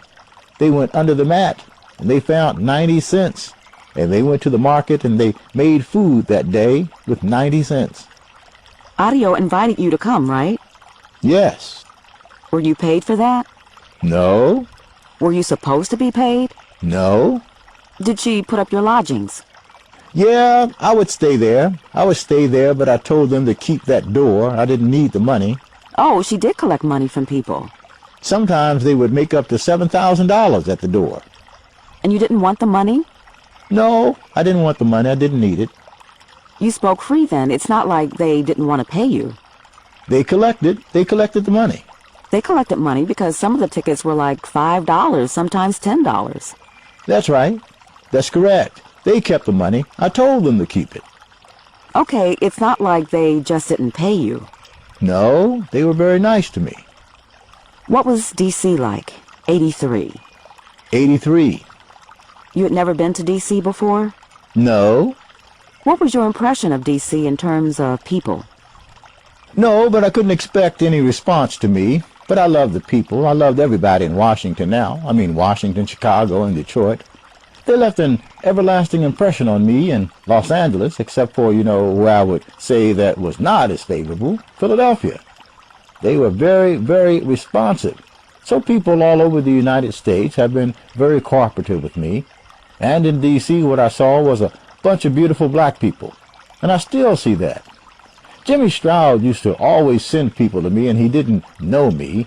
And after all this time, 2 years, Jimmy Stroud appears. People used to come to me, and I say, "Who sent you?" Jimmy Stroud. "Who sent you?" Jimmy Stroud. "Who sent you?" Jimmy Stroud. Then, 2 years later, Jimmy Stroud came and said, "I'm Jimmy Stroud," and I love it. He's a beautiful man. Jimmy Stroud is a young man that I would like for all of America to be like, as far as brothers are concerned. And that is? He's considerate. He's trustworthy. He trusts everyone. He's full of love. He's nothing but love. Jimmy Stroud is a loving person. I felt that of him. He expressed that in his face. You only have to look in his face, and you're going to see Jimmy Stroud, all of his soul, right in his face. His daughter, Achilles Stroud. Achilles Stroud. He said a lot of people have come, and they said some good things about you. You think you can help my daughter? I said, I'll try, and we did. What did she have? She had sickle cell anemia. How did this city run by black people impress you, their eating habits? No, because I lived in countries where black people run the whole country, so a black man running D.C. wasn't impressing to me. What was the response like? It was favorable. It was good. We always had a packed house. You left Puerto Rico and moved to New York? No, I had the office in New York, but I lived in Puerto Rico. I would board the plane Tuesday morning at 7 in San Juan. I would get to New York at 10, and then I would open the place at 11. Saturday evening at 5 and 6, I closed and get on the plane at 7 to be in Puerto Rico at 10 at night and stay home. I would do that every weekend. So when you were lecturing in D.C., you were living... In Puerto Rico, yes. So you were commuting between Puerto Rico... And New York. And even Washington, D.C. Yes. The natural and unnatural. Wheat. Explain how wheat can be manufactured. The carrot. There again, information. If you are in the position or in the right place to receive that information, and then to process that information properly, to process a piece of information requires what? Requires a level of understanding. But like I said to you earlier, that when a child is at a very early age, inception, the first thing that takes place is that they remove the child from his original thinking to that of a school. Once entering a school, yes, he would learn the mechanical way of life, but he would disconnect from the cosmic way of life. And what is the need for the cosmic way of life? It is needed because we are a product of this thing called life procession, the earth. We are a product of such. But when we talk about things like wheat and carrots and beets and turnips, the individual that is able to assimilate that information is an individual who would have had a connection with things outside of the box. In the box, wheat is natural. Outside the box, wheat is unnatural. Why? Because it contains starch. Nothing in nature contains starch. And everything that was made by man has to contain starch as a binder. But starch is carbonic acid. Wheat is carbonic acid? Definitely. Any grain that is made, corn, wheat, rice, these things are starch. Starch is not a food. Starch is a chemical. Starch is what you use to separate region. I did because I'm an engineer. I understand how to use starch. Starch is not a food. So it's manufactured, those wheat, rice, and carrots. They are manufactured. They are manufactured, and how are they manufactured? The other part of the story is this. Very few people understand that a mule is an artificial animal. Well, naturally, it would be difficult for someone who has been to school to understand such things, that a mule was made by man. Oh, come on, Dr. Sebi. How can man make animals? Only God can do that. Well, what man did was to take two of God's products and manipulate them in a way that then he can produce a third product. What do I mean by a third product? Okay, if you take a horse and you take a jackass, you would definitely make a mule. But God didn't make mules. God did not make any mules. Man did. Man made mules. If God wanted mules to be here, God would have made mules, but he didn't. What about the cow? And in nature, Okay. he takes, like in a vegetable, he took the wild yam and the Queen Anne lace and cross-pollinate them. He opened a sliver of the plant, which is in the stem. He opens a sliver, and in there he placed some of the pollen of another plant, which is the Queen Anne lace. And the end product is a carrot. But then he had to rape the wild yam. For you to produce an unnatural product, you have to do raping. Raping means... What do you mean, rape? Rape, because generally plants would not pollinate one but of its own kind. And for you to make a third product that was not made by nature, you have to force this other plant to produce a product that it was not designed to do. Is a carrot a starch, though? A carrot has nothing but starch. If you grate carrot and you grind it, just grind the juice and let it sit. And look what happened at the bottom of the carrot. Nothing but starch. It's thick. Okay. I gave a talk on WLIB in New York at 1 o'clock with Gary Bird. And I remember making the statement in New York that a carrot was artificial. And everybody in New York thought I was talking out of my head, that I was out of my mind. And I had to agree with them because the information that they had was limited. Not that my information was so expansive either, but it is a little bit different coming from a different place. Like I was born in Central America. I grew up in Central America. So I could compare the life of the forest and that of the city. But if you're born in a city, all you know is the city. And if you're born in a forest, grew up in a forest, that's all you know. And it's not your fault. But I was born in the forest and experienced the city for some 50-some-odd years. The components of nature that I have experienced, and that of the young man who grew up in Harlem all of his life, those components are unheard of. But likewise, he would tell me things about a city that I know nothing about. Like the cow, you say is not a real animal either. When we talk about not eating meat, we also have to be very careful, because in nature we find there are groups who eat meat and there are groups that doesn't.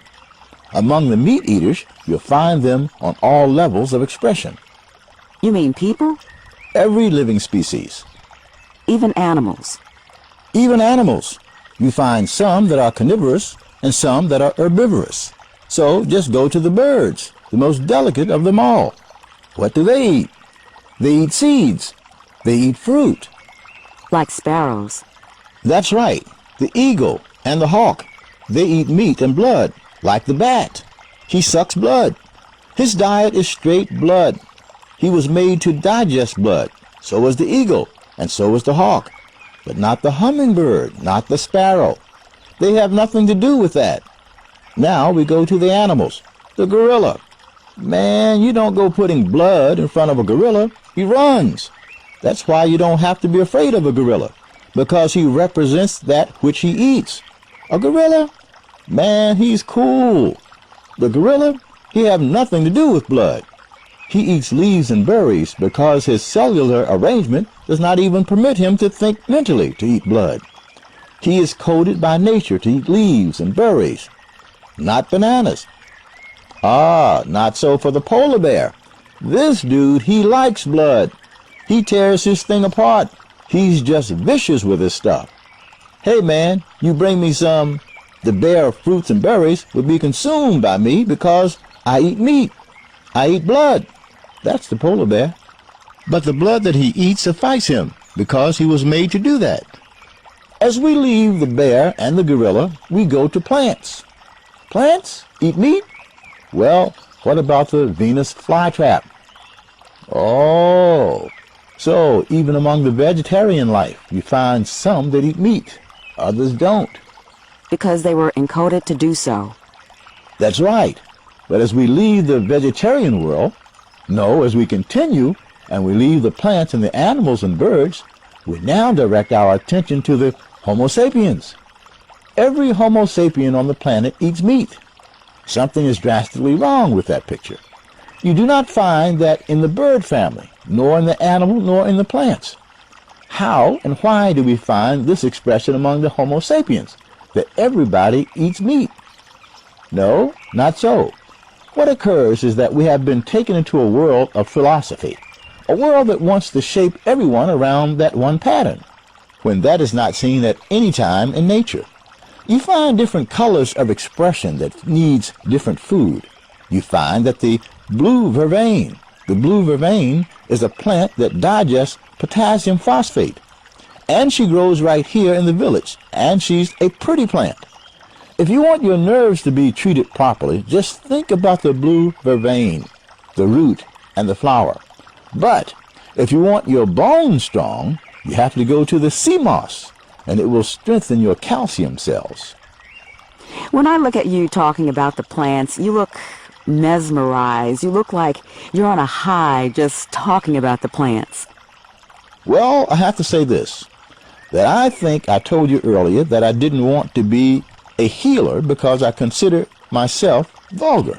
I consider myself loose, undisciplined. All of those things I feel of myself. And I suppose I feel that way because my measures are my own. That's all I have. I cannot use the yardstick of another because I am unique, like everyone else is unique. So naturally, as I look at this arrangement of life, I find myself being very extremely careful. Careful because I have not ever, or do I remember, wanting to be anything in my life. I want to be me. In the wanting to be me, I find that a whole lot of things came out of that, such as the healer.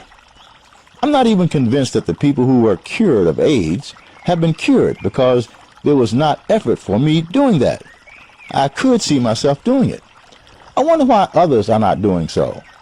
instead of them sharing with me, which is their responsibility to the world, not to me, because if I afford myself to the world as a healer, and I'm not as responsive, or I'm not affording what others are affording, then it is my duty to visit those that are doing things on a higher level than I, to learn how to help in complementing people in need.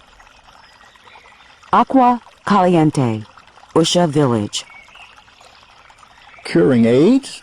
That's the smallest part of what Africa has afforded Sebi. Curing AIDS is the easiest thing. Thermal waters. The reason why the thermal water is so effective, and it's a very good question, because everybody who comes here, they are amazed. They come here with Kaposi sarcoma. That's the last stage of AIDS, when the sores are on your skin, breaking down your first defense, your skin. They go into the thermal baths, and in 4 days, the sores have disappeared, as if they were never there. A man came from Argentina with lung cancer, but instead of him going in the bath water, I put him in the sauna, where he is now going to inhale the waters and vapors into his lungs. In 2 months, his lung cancer disappeared completely. So now why does it have such a calming effect on the body when you lay in it and you go, ah, this is so delicious? It goes to the pores, the high concentration of sulfur, phosphorus, and iron. Sulfur is the main ingredient in thermal waters. Sulfur, and sulfur, natural sulfur, because there is such a thing as artificial sulfur. That's the one you give those cows in the barns. Natural sulfur, organic sulfur, is the greatest thing for your lungs. The cells of the lungs are made of sulfur, like the bones are made of calcium. The blood is iron. Sulfur begins to do repairs in the lungs. Phosphorus is a great company for iron, which is going to electrify you, and at the same time, a calming effect. The pH of thermal waters is 8, 9.6, 8.9, which is extremely high. Any substance that has such a high concentration of hydrogen, iron concentration, hey, it is effective in healing because it is oxygen that heals. Nothing else but oxygen. That's why. You say you were really excited about curing AIDS in the 80s. Address that. Of course, I was happy to know that the perspective that I was using was affording me the privilege to reach that level of offering. I was happy because in the past, I had visited Dr. Wu, a Chinese. He didn't heal me. I went to some black herbalist in California. They didn't heal me. And then I went to the chiropractor, and he didn't heal me. So naturally, when I put it together, and I trusted my judgment. Put it together? The compounds? Put the compounds together. I trusted my judgment. Why? Because I selected plants whose molecular structure is complete, which deems them electrical. And so is the human body.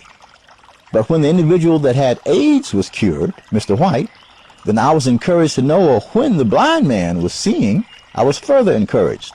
So you see, I had to be excited, but the excitement is giving way to reality.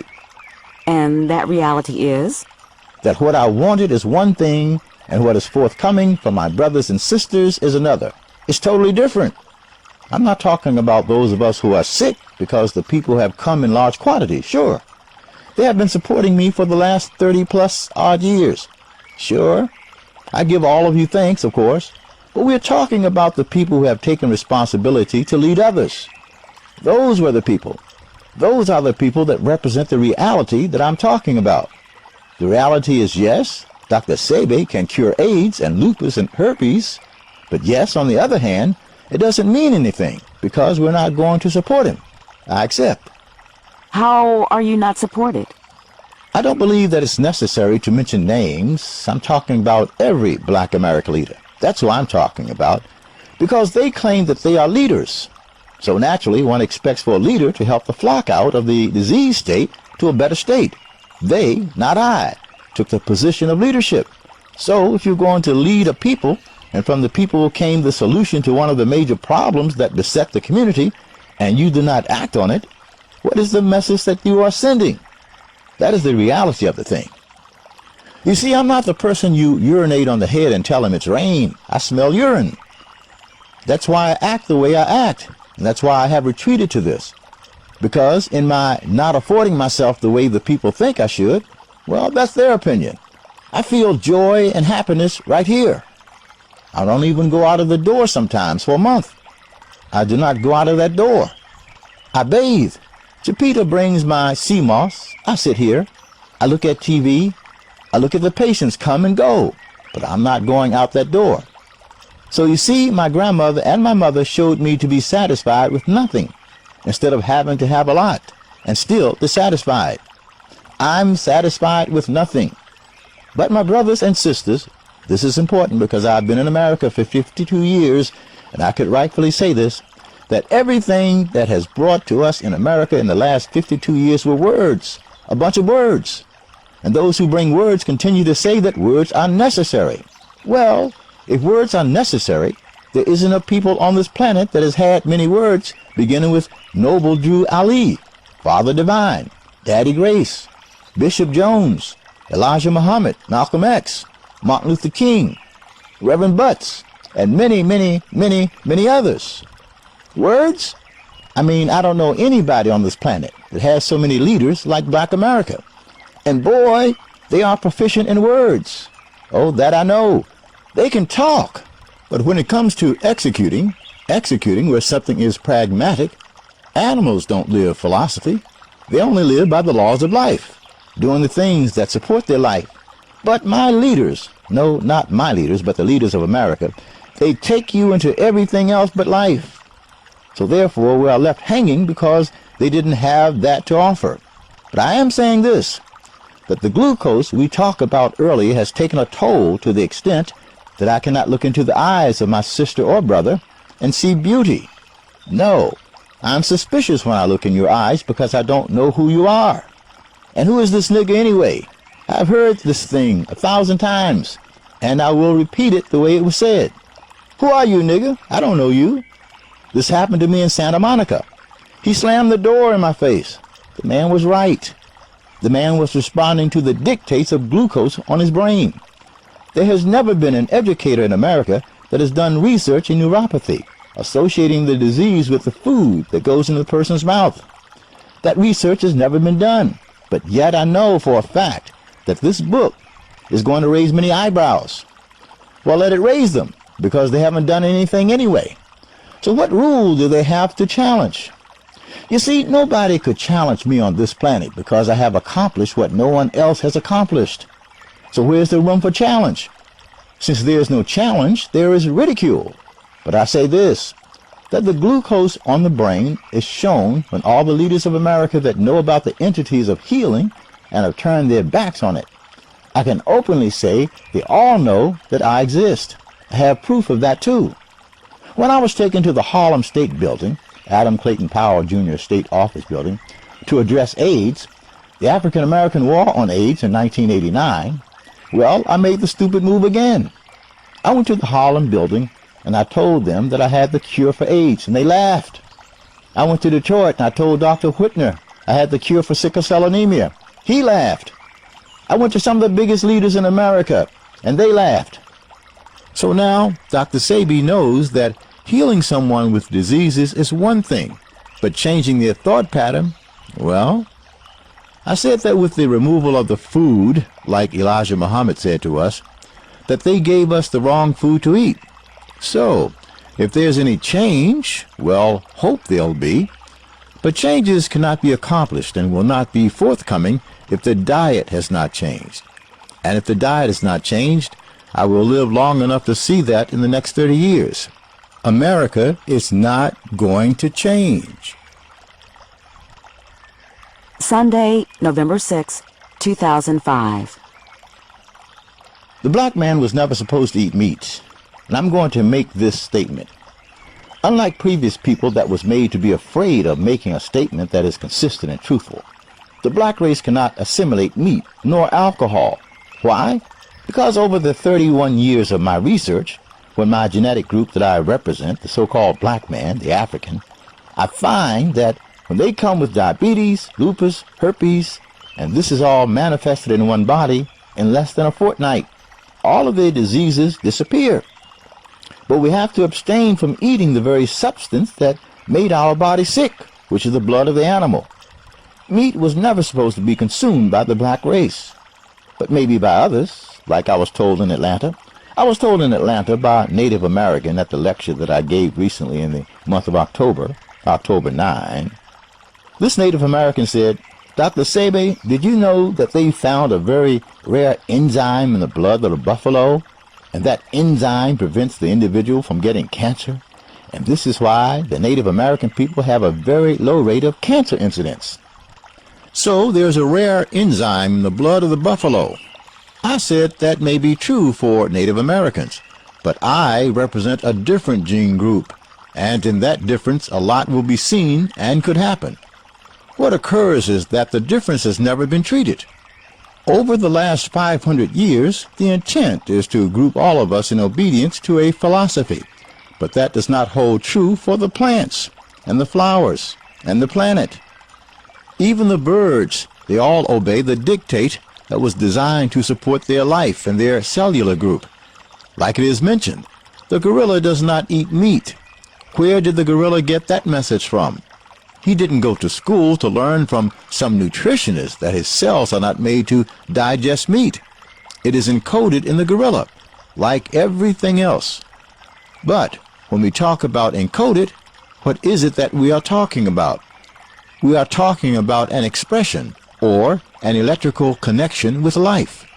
That electrical connection is what brings the message that gives you the ability to make a decision that is equitable and good. But when we disconnect from that electrical connection, we make mistakes. We are vulnerable.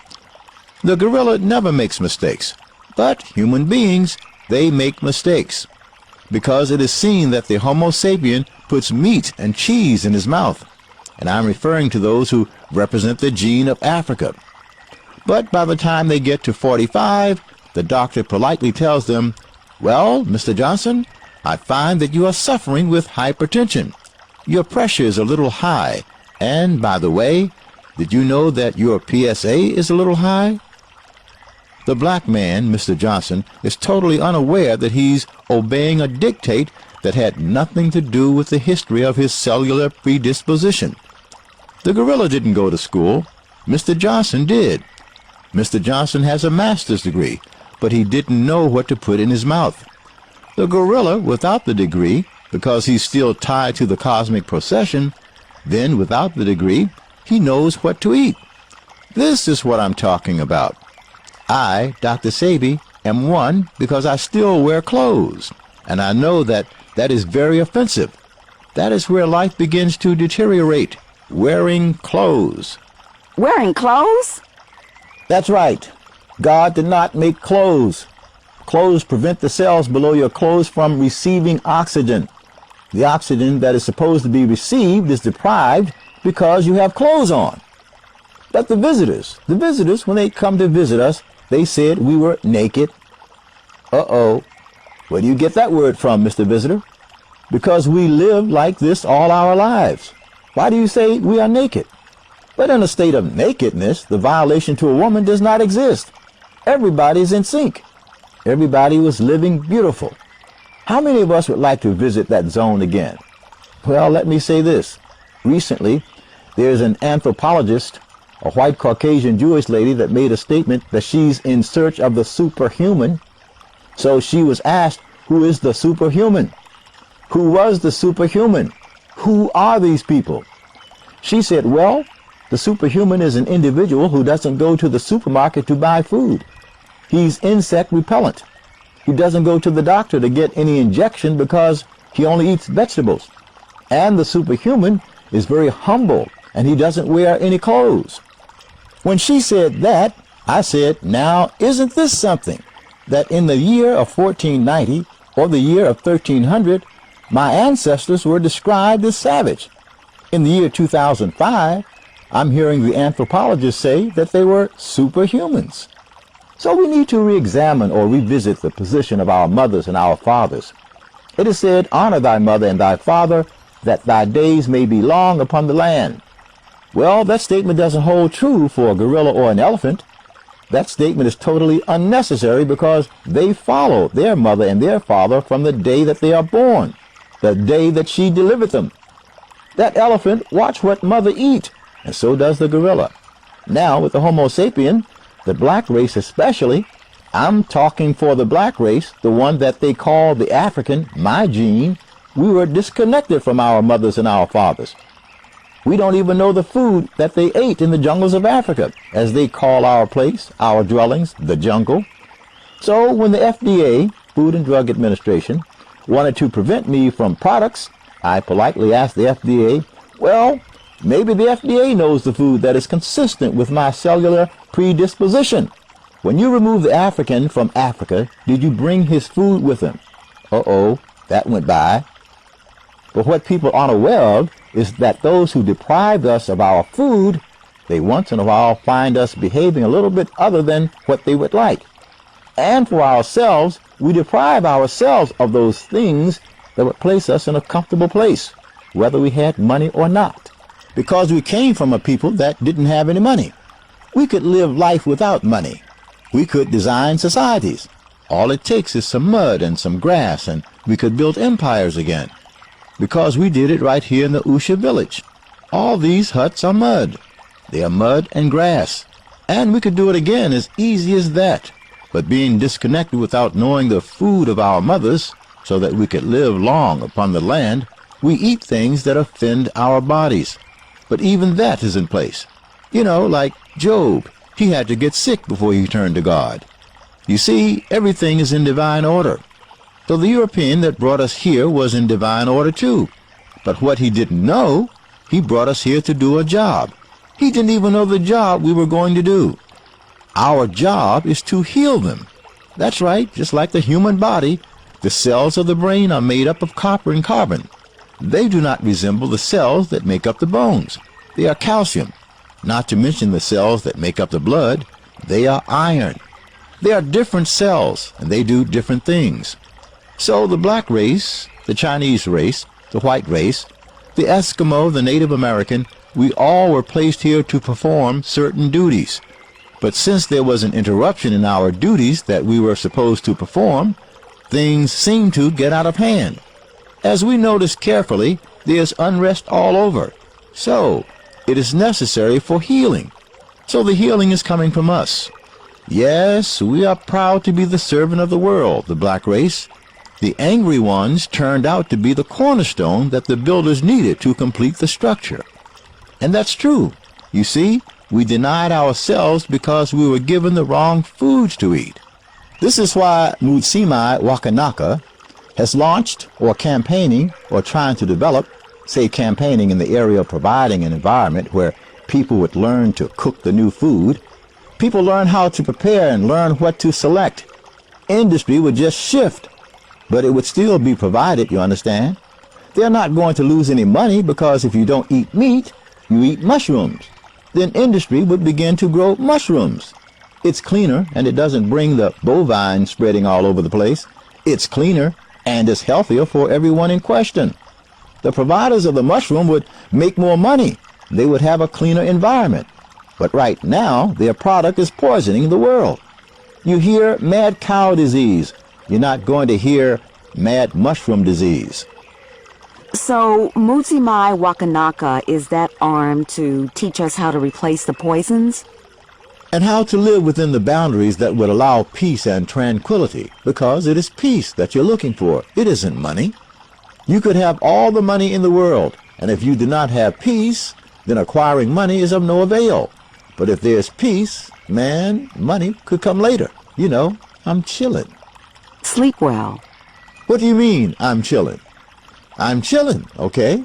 But to chill, you can't eat a hot dog and say I'm chilling because I know what that hot dog is going to do. The uric acid is going to play havoc on our what? The central nervous system. But our children are saying, man, I'm chilling. But look, it's like the guru and the Dalai Lama. They be telling us about peace, about what we need to do about peace, how to obtain peace. They tell us, right? But when you go home to eat, the very thing you put in your mouth undermines the goal you're pursuing. So that's why I was never impressed with either one. What is that thing that drives us? When I talked to Spaceman about his invention, the APS, the alternative power source. I never asked Spaceman what was in him to do that. Know why?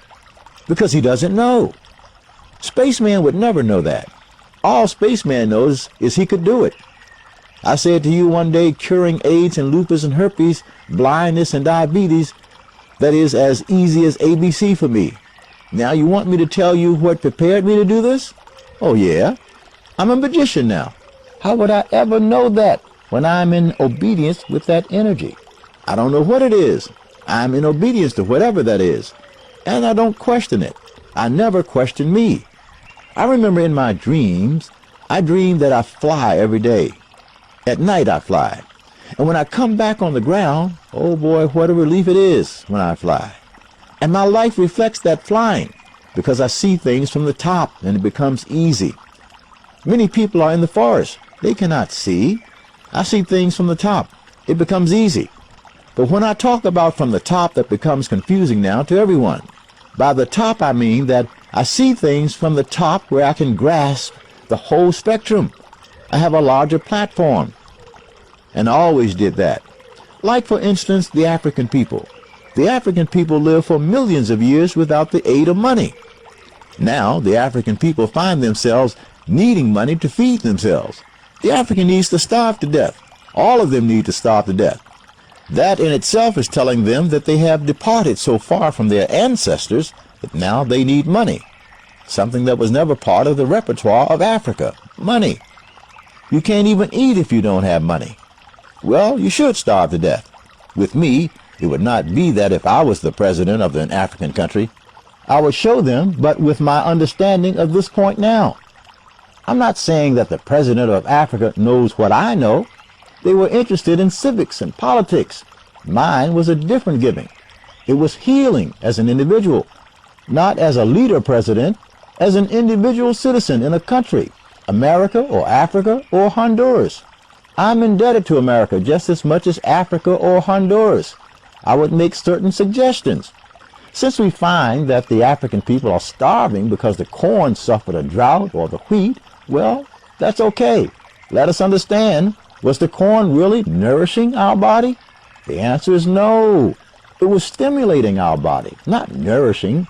So now we're going to change this format. The paradigm is shifted, right? The method has to change. Am I right? So now that Africa finds itself at a deficit financially, well, just go back to the ways of our fathers. Let's go back to the forest and find the herbs that have the energy. And in the meantime, we can begin to grow the cotton that makes our clothes. We can begin to experiment with new organically electric food where nobody buys food. No. What do you mean you buy food? That's a European thing. That's not an African thing. So Africa live in Europe now. So Africa have to die. Oh, I wouldn't mind seeing them die. To you, that sounds like a deficit on my part. I'm losing points. No, I'm not losing points. I'm telling you what needs to be. And it's happening now greater than what I expected.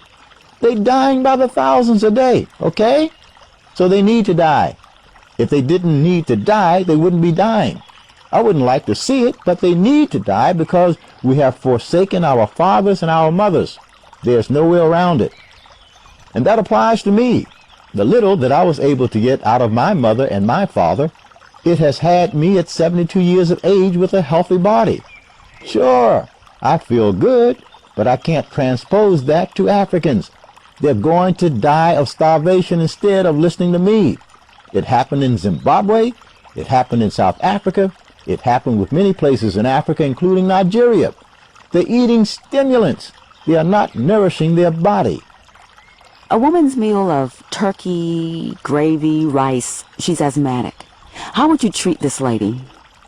The first thing I would do is what I do for everyone else. To fully understand what we are doing here at Usha Research Institute, we have to understand, again, life's arrangement.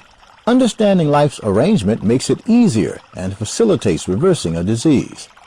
Like, for instance, I said all that to say this. Understanding.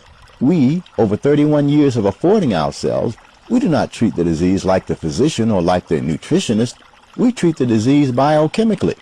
We know that When disease is present, there's a chemical imbalance. Whether there is diabetes, leukemia, or sickle cell, cancer, asthma, whatever the disease, we make the same compounds. What are they? But we have to understand what it is we are going to remove from the body to make the individual recover as quick as possible. In the case of an asthmatic person, the bronchial tubes are clogged. His nasal passage suffers with what? Pneumonia. Quite often he suffers with bronchitis because asthma says that the body has reached a level of mucus accumulation that is insupportable. I should know. I was born with asthma.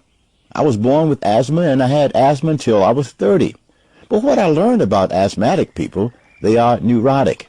This is why I found myself in that mental institution, because as an asthmatic person, the one thing he is lacking is oxygen.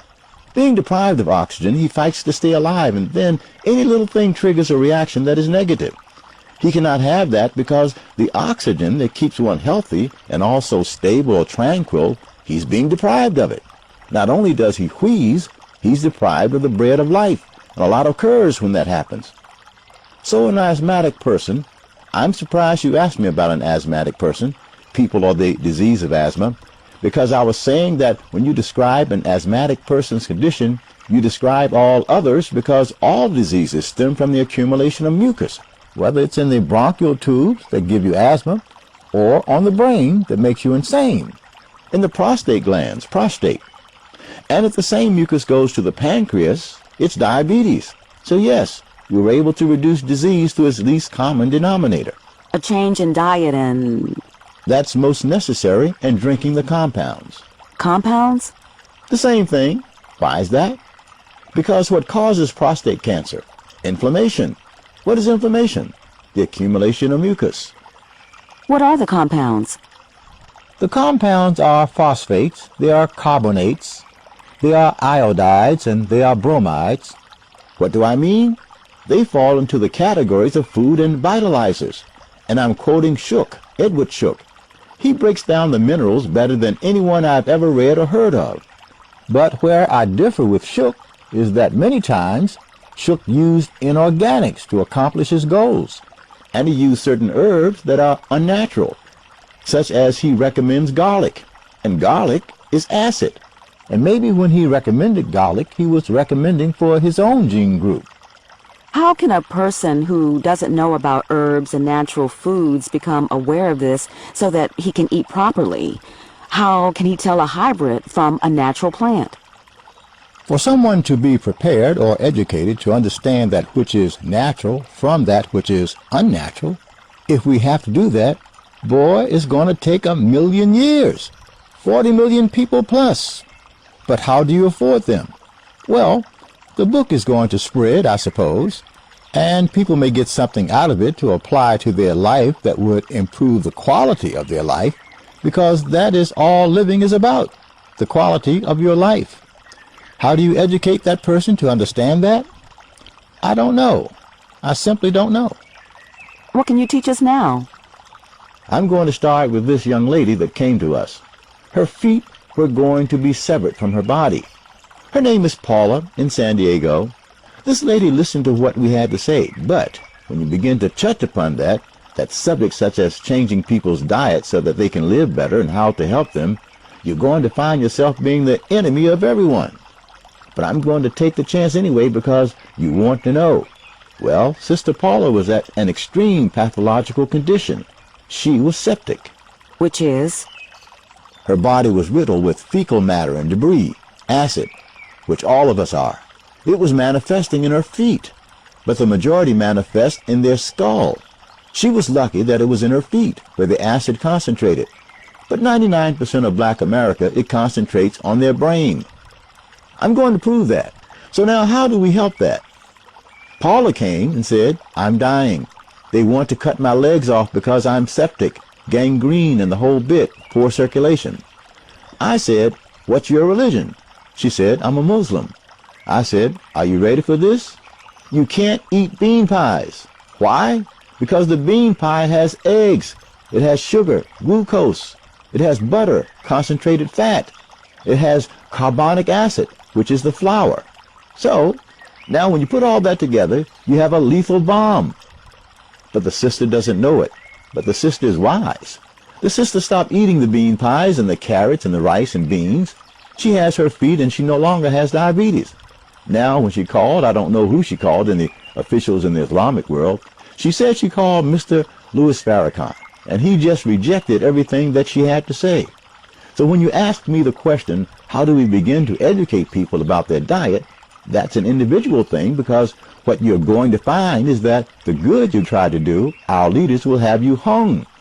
So besides the leaders having you hung, you have to deal with the deficiency in the brain, which is not going to permit them to change. Like the African people. When you tell an African from Nigeria, do not, under any circumstances, put gari in your mouth or cassava, he may slap you in your face. Yet he's going home to put cyanide on his brain. So how do you do it? I don't know. I'm telling my brothers and sisters in America and around the world, and for that matter every other race, watch what you eat. Avoid the starch, which is carbonic acid, the uric acid, the lactic acid, and there's many more. But avoid them and begin to relax yourself, which I have never heard anyone make this recommendation before. What are some good alkaline foods? Mushrooms. Then you have spelt. You have quinoa. Those are the grains. Quinoa, teff, the other one from the desert of Mali, which is fonio. And then you have the amaranth. These are natural grains, alkaline. What other foods? These are grains. What vegetables? Natural spinach that we have growing here at the village, that you could also have in the United States. I have a natural spinach that runs on a vine that produces a flower. What about collard greens? No. What? That's very hard on your digestive system. Collard greens? Most definitely. Kale, mustard greens? Mustard greens are more digestible, so is kale. Turnip greens too, but not collards. They are very hard, very hard. Spinach. Spinach has a lot of oxalic acid. That's not good? Well, it's questionable. The starchy foods, of course, are peanuts, and what else? They have carbonic acid. Tell us a story about starch, like your Planet Cop story. We shouldn't even single out one or two of the items that you mentioned. Anything that has an acid base will undermine your immune system immediately, primarily because it's an acid base. It's going to eat you up. It's going to weaken the system.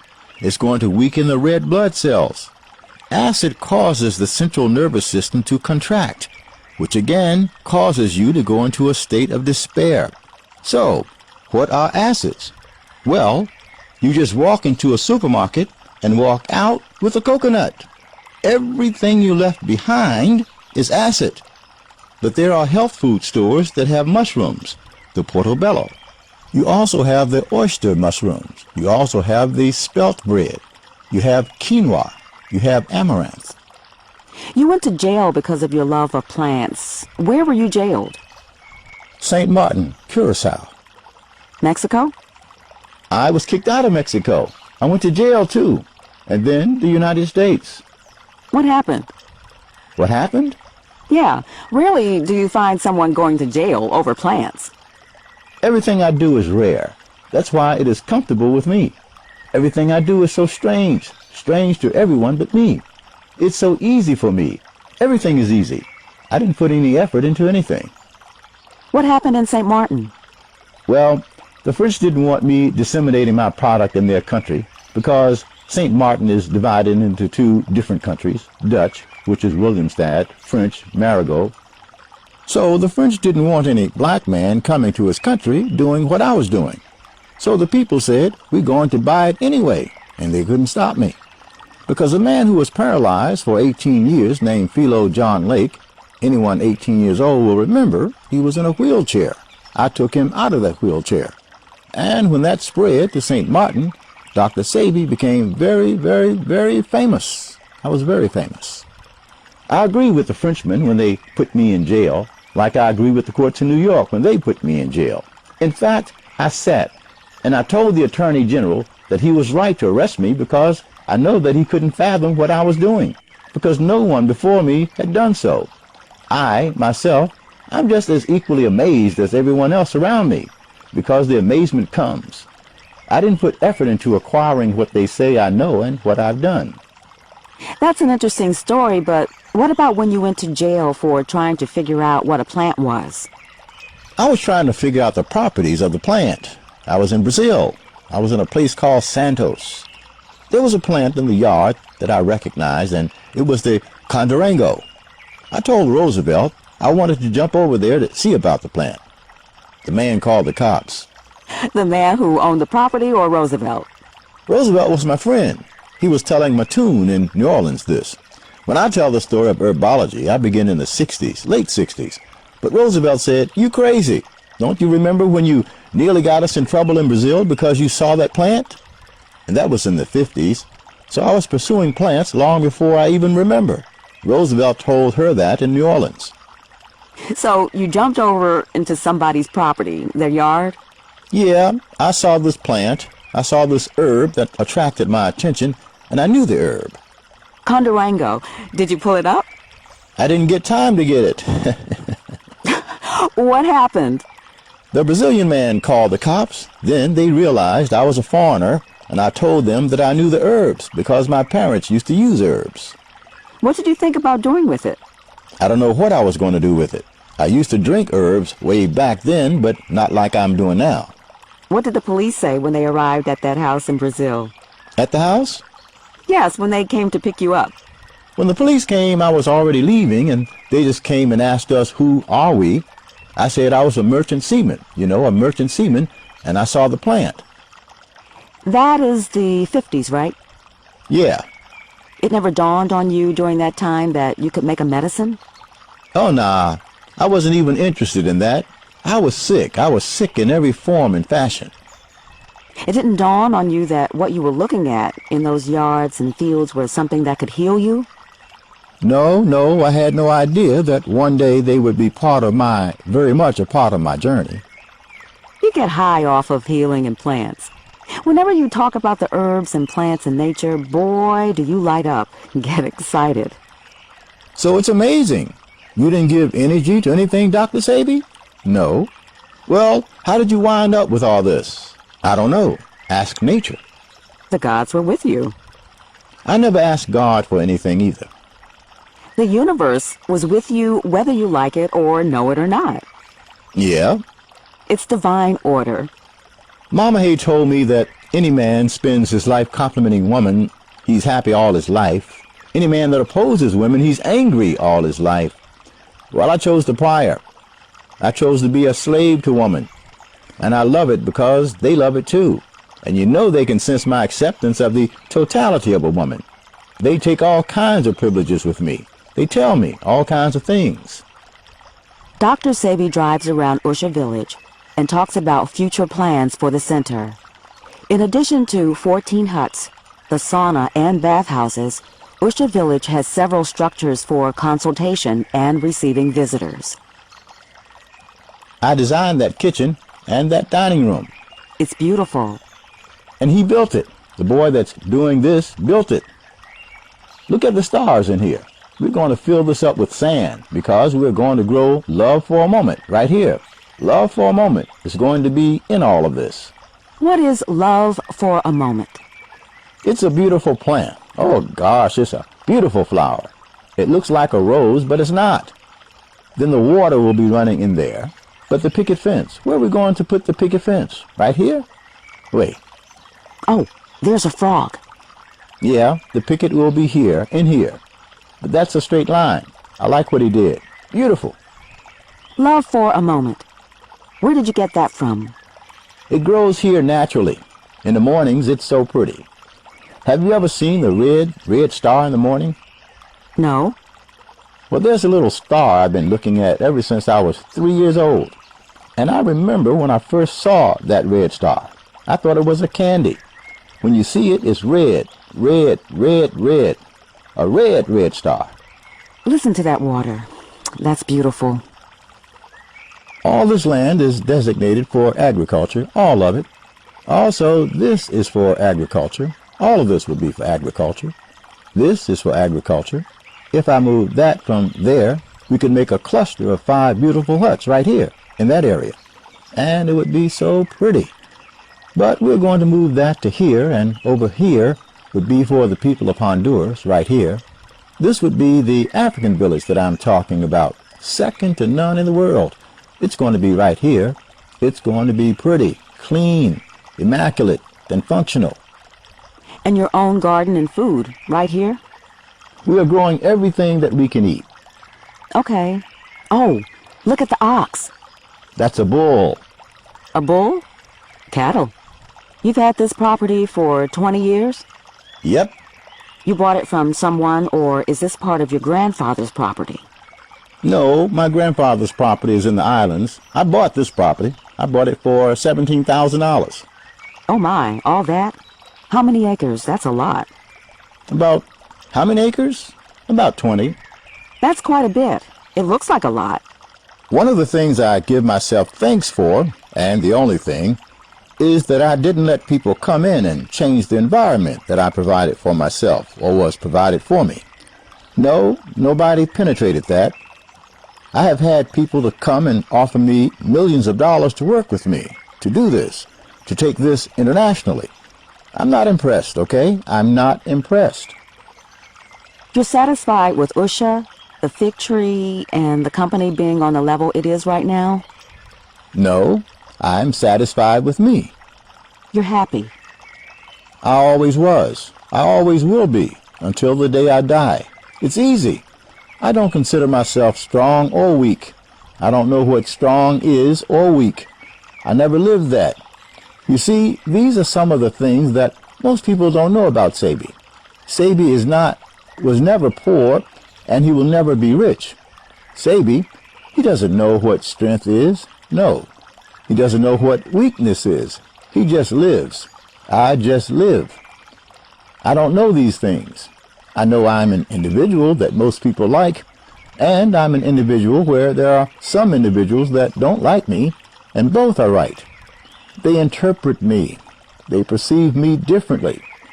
So about strength, I'm afraid of that word because I consider myself a pussycat. I'm not a lion, and that was told to me by a Korean girl named Kim that lived with us for about a year in Los Angeles. She noticed that when I talked with this lion voice. I have a great big voice.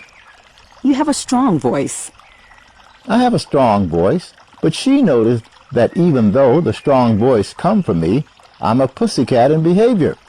And I laughed because she was right. I am a pussycat. And I like being a pussycat because the one thing that I never like to know is that I injured someone in some way. I didn't want to do that. That I didn't want to do. What drove you to want to go back to La Ceiba? What drives me, period? Again, we try to find reason. Well, you know I did this and I did that. Yes, everything that you did was already predestined for you to do. This is why I never worry about anything, whether wife, whether money, whether healing, whether being a healer, whether losing it, whether anything. Because what's going to happen is going to happen anyway. And at 72, I'm thinking about going to Africa and build this thing for the Guinean people. When at 70, all my friends and brothers are dead. So why am I alive at 72 and talking about going to do something? Did I dictate that? No, that was dictated for me to do. Not that I was smart.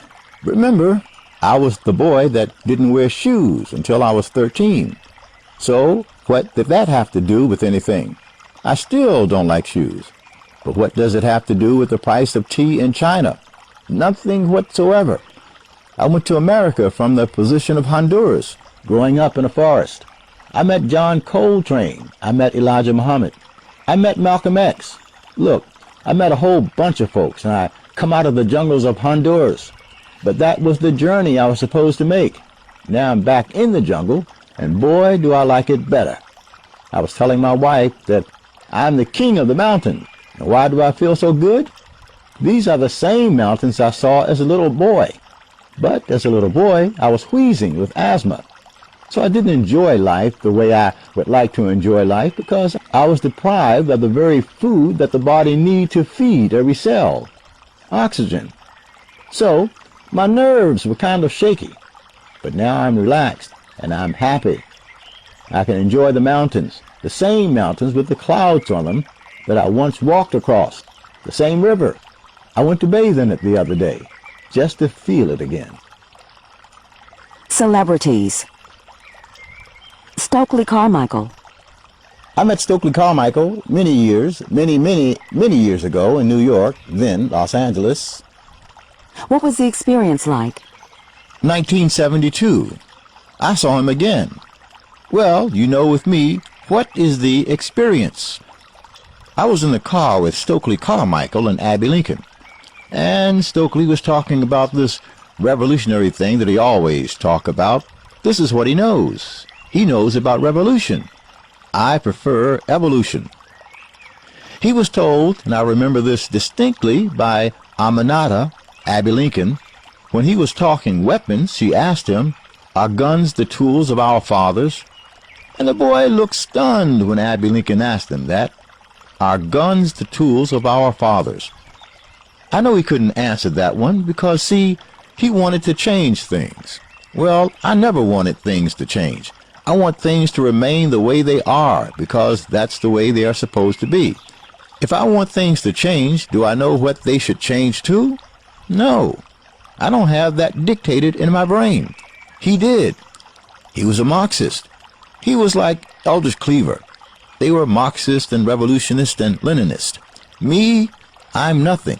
I was nothing. So I couldn't tell Mr. Stokely Carmichael anything that was worth anything to him, so I couldn't make any recommendations. But he came to me. He did? When his cancer was about to break loose and... That was later on in life. Yes, he came to me and I gave him the compounds and he began to urinate and he began to do well, but he had to return to fight the revolution.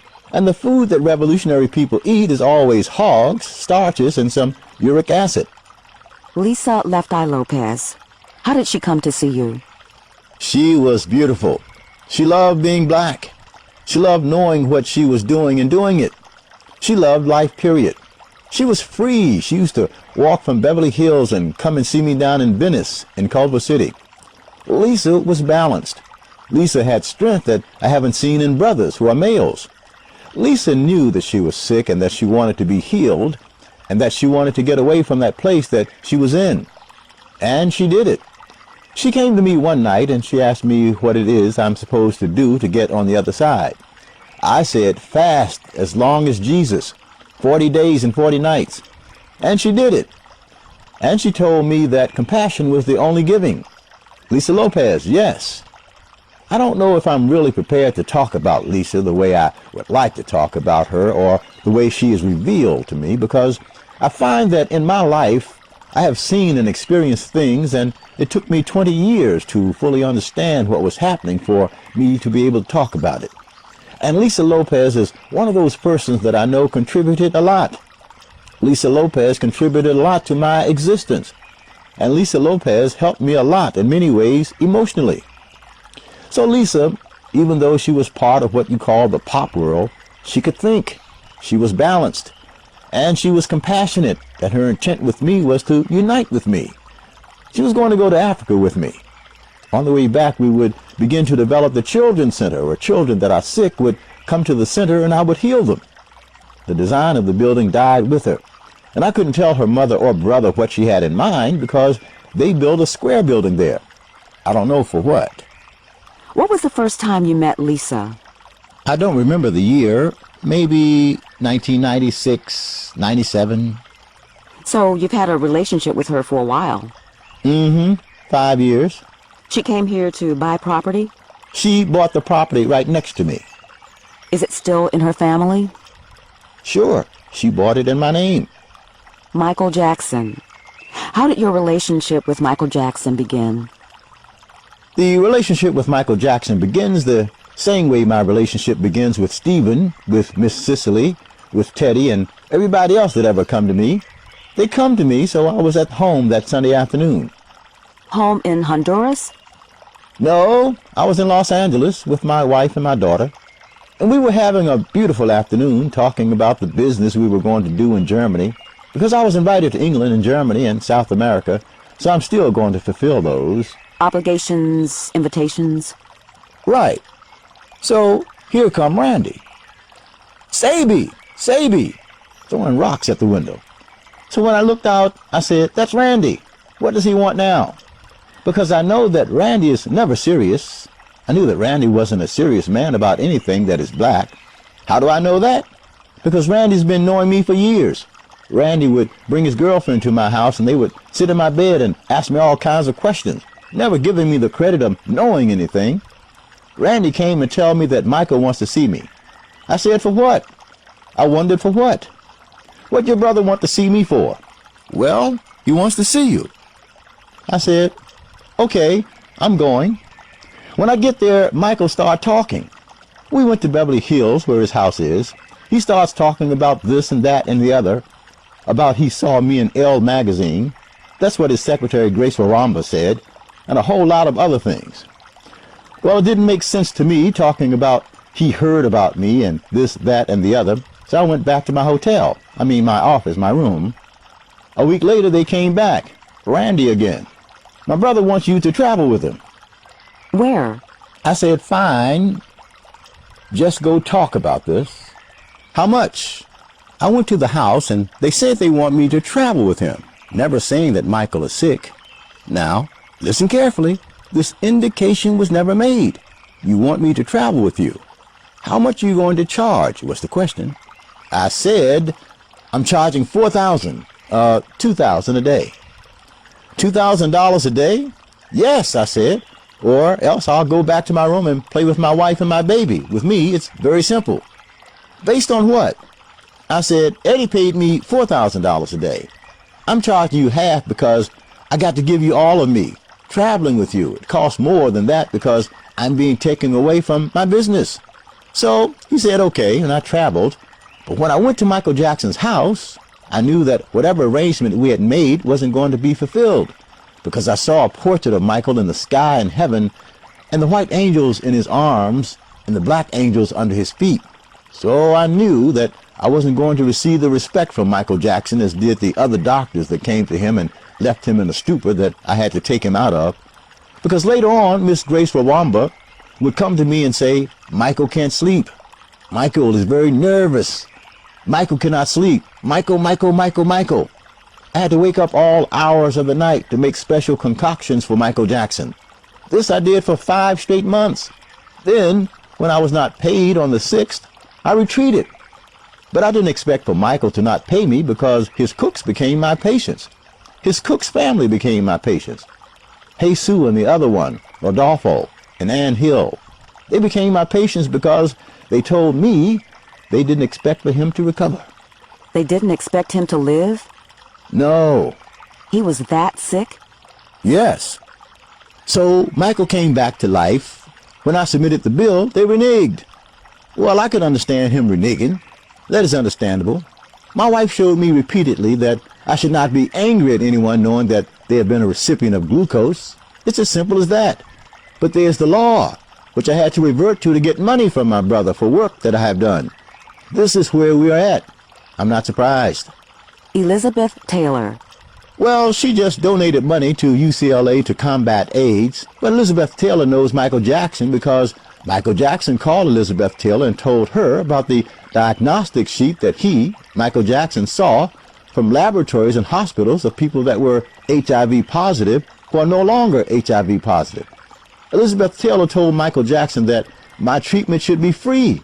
But just a minute ago, I look on television and Miss Elizabeth Taylor appears where she's donating money to UCLA to fight AIDS. But I'm supposed to give it away, free. These are the things that exist in America that go unnoticed. Mr. Michael Jackson himself knows that I cure AIDS. But do you believe that he would take it upon himself to promote that? No. To think that is a dream. What we live is a nightmare. Dr. Sebi allowed the printing of some of his clients' HIV diagnostic sheets. Since clinics and hospitals in Honduras perform the tests, all data is Spanish. But despite that, the terms positivo and negativo share the same meaning as English words positive and negative, and they define a change in the patient's diagnosis. 3 diagnostic sheets follow this section in the print version of 7 Days in Usha Village. Well, of all the celebrities that I have treated or their families, the one that make me feel like a human being and that I deserve to be alive, one and only one, him, his mother, his brother Charlie, and his uncle Charlie, and everybody in his house, Eddie Murphy. Yes, I could vouch for Eddie Murphy as being one of the most sane individuals that I interrelated with and considerate. Epilogue. If people are inspired by the book, does it matter? Some. There may be thousands who may be inspired, and there may be millions that disagree. That doesn't matter with me. My mother told me that the only reason I should write the book, not because I told her, but I say, "Mother, you heard the public ask me on numerous times, where's your book?" Well, if I write a book, this is another book on the shelf, just another book on the shelf. Because people read books, and after they read them, they put them on the shelf and they gather dust. Well, I don't have any books in my house. And Mother, since I never read a book in my life and I do not have any books in my house, why should I write this? Because it is not your book. It is your observation of nature and what you have benefited from, your observation against others who have said they have observed nature too. But they haven't done what you have done, you see.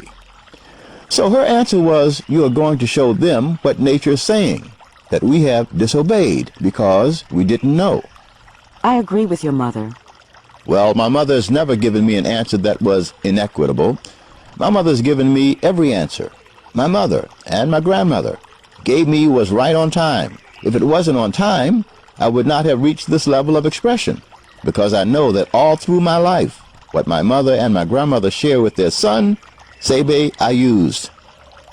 And I never got myself in trouble with anyone or anything. People got themselves in trouble with me, like the law. The law said, arrest this man because he's lying. But that is America. America have to say I'm lying. Have they ever heard of such a thing? Furthermore, in America, people always ask you, which is a bit of an insult to us when you guys come here and do that. You all say, is that true? Oh my God, we walk away because you're telling me I'm lying. But in America, it is customary to ask someone after they have said something, is that true? Look, that's an insult. That's really, really, really out. But it is not an insult in America, because when the Attorney General arrested me, he said I was a charlatan. Now, what is a charlatan? A liar. Now, why did he creep into his brain and imagine that? Because he lives a lie. You could only think of someone lying if you're a liar, because if you live clean and live truth, you never would entertain that someone else is lying. Never. Cosmic arrangement. So, we are never satisfied with the things of the moment that we are given. Like, for instance, I asked the question, slavery. Was it supposed to occur? Are you asking me? Yes. Well, how did it occur? The Europeans came in? Because. But then, did it occur? It did occur. Okay, so that's the reality. Now that we know that we came and they brought us from Africa, where in Africa would you like to go and live right now? Or you identify with? You don't know. Nobody knows. We know that we are living this experience we call America. Understand? That is the reality, whether we want to or not. But if we stop and we accept the reality that this is it, regardless of what this is, we live it gracefully, and then we enjoy it because that is what it is. We're not in Africa no longer. And by the way, I want to say this. In my journey from there to here, from my inception, from my birth to this age of 72, the one thing that I always steadfast held to was the essence of Africa, the basic ingredients of Africa. And how was I able to extrapolate from Africa these basic ingredients or principles? Well, it was easy for me. There again, like curing AIDS is easy. I noticed that the African people didn't leave Africa to go and conquer the land of another. The African people didn't enslave another. So these things tell me that my ancestors afforded the one thing that the world needs most today, love and compassion. And to see that I, Dr. Sebi, cling to those two little things, knowing that we are non-offensive. We're not warriors. Brothers and sisters today who have a late history of Africa like to say that we were warriors, we were generals. We were all of these things. We were never any of that. We were peaceful people living in the forest without any clothes on. We didn't have any hospitals. We didn't have any doctors. We didn't have any rapes. We didn't have any delinquency. We just lived as God designed us to live. It's as simple as that. That's the reality. Yes, so the message is here. Black people are not supposed to put blood in their mouth. Why? Because it confounds things. Now, example. When I say confounds things, it prevents you from seeing. I was given a disease that I had to address, a disease that you would never find the solution in any book. That disease is known as lockjaw. Lockjaw? Lockjaw. Once your jaw is locked, it will remain locked and you will die. So I sit in front of her and I saw her dying and everybody was in the house, approximately 100 people. And it came to my skull. You call yourself a healer. Now this woman is dying. You know you can't go to any books because there aren't any books that have within the pages, its pages, the answer to lockjaw. So you better go into yourself. And what did I come up with? What I came up with the answer from within me. The answer was to go to her skull. And I went to her skull. And I went to her skull because her jaw was locked, meaning that the organ that is responsible for her jaw being locked is her brain. I cannot go through her mouth like I usually do to give someone a substance. The mouth is locked. So I have to go where? The nearest point to her brain, her skull, because her skull is porous. The same herb that I would have given her in her mouth, I put it in her skull, wet, hot. And she opened her mouth in 15 minutes or less. So where do you go and find that information? It comes from us, but we are not trusting in ourselves. And the reason why we do not trust ourselves is because we don't even trust God. When we stop trusting God, we stop trusting self. Because look, correct me if I'm wrong. Every book on the planet, whether the Bhagavad Gita, the Talmud, the Torah, or the Quran, and not to mention the Holy Bible, it is stated that the herbs are for the healing of the nation. But the followers of these religions, when they get sick, where do they go? To the herbs or to a chemical? Well, we don't want to go further because it's embarrassing. So as we look at this picture, seeing that the very substance, one of the components that should not be overlooked, which is our health and the medicine of our body, we tell God to go to hell, literally. Because we take drugs? Because they gave us sugar. The hypothalamus gland has been interfered with. It cannot process anymore. It cannot decipher. It cannot help you. It is turned against you. But as soon as we abstain from the things that program the hypothalamus gland, clarity, like in the case of my wife dying and I went to her skull, who helped me to go there? I did, because my brain was clear enough. And if all of us was to go there, you would need Sebi. We would all be seeing. But right now, I'm a one-eyed man where everybody is blind. Well, one-eyed man is king where everybody is blind, but I only have one eye open. This is serious. It's very serious. But as we look at the full picture now, we see that all of the conversations and all of the dialogue and the meetings were based solely on that confused hypothalamus gland. That's why the result is not seeing like my wife was showing you. Because like I said, when I went to Zimbabwe and I showed these people with diagnostic sheets from laboratories that they support, and they rejected it. I knew they were disrespectful, and that is all I needed to see. That's all I needed to see. I'm not going to make any excuses for Africa. No, there's only one country in Africa that I would return to, and that's the country of Guinea. No other. And I mean no other, because my word is bond, and bond is life. And I give my life before my word prevail. I will go to one if I am forcibly taken to one, not of my own volition. I will never return to South Africa. I'm going to mention them. South Africa, Zimbabwe, Tanzania, Nigeria. Never will I return to them. And all the West African countries except Guinea. Why? Because they, the African people that I mentioned, They blatantly disrespected the entity. They also make very fun of me, which I like and I agree. I loved it because it tells me about their conscience and their compassion. It tells me where they are at. Yet they tell the world that they would do anything to combat the ravages of AIDS. That is far from the truth. There isn't any African country in Africa but one that is interested in the eradication of AIDS or any other disease. Guinea. No other country is interested in that. How I know? Because they know about me and they know I cure AIDS. It's as simple as that. Common sense. What have those countries done to you?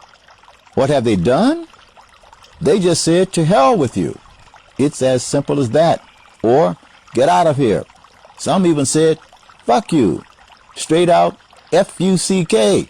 I don't want to mention the country, right? But plain old, fuck you. I said, thank you, sir. Well, I was happy. I was happy because maybe that's what I was going to do that night. I didn't care. So I know what exists on this planet. As far as compassion and consciousness and giving, no, that doesn't exist.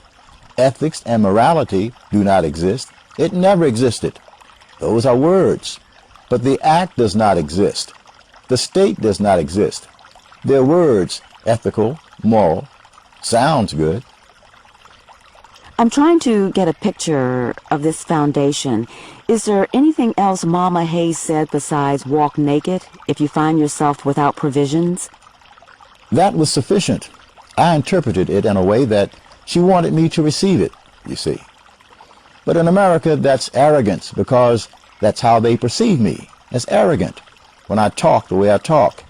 In fact, it was recently my mother told me when she looked at the tape when I was speaking in Washington, I was very angry at the audience. And she told me that I was the only angry person there. But she understood why I was angry.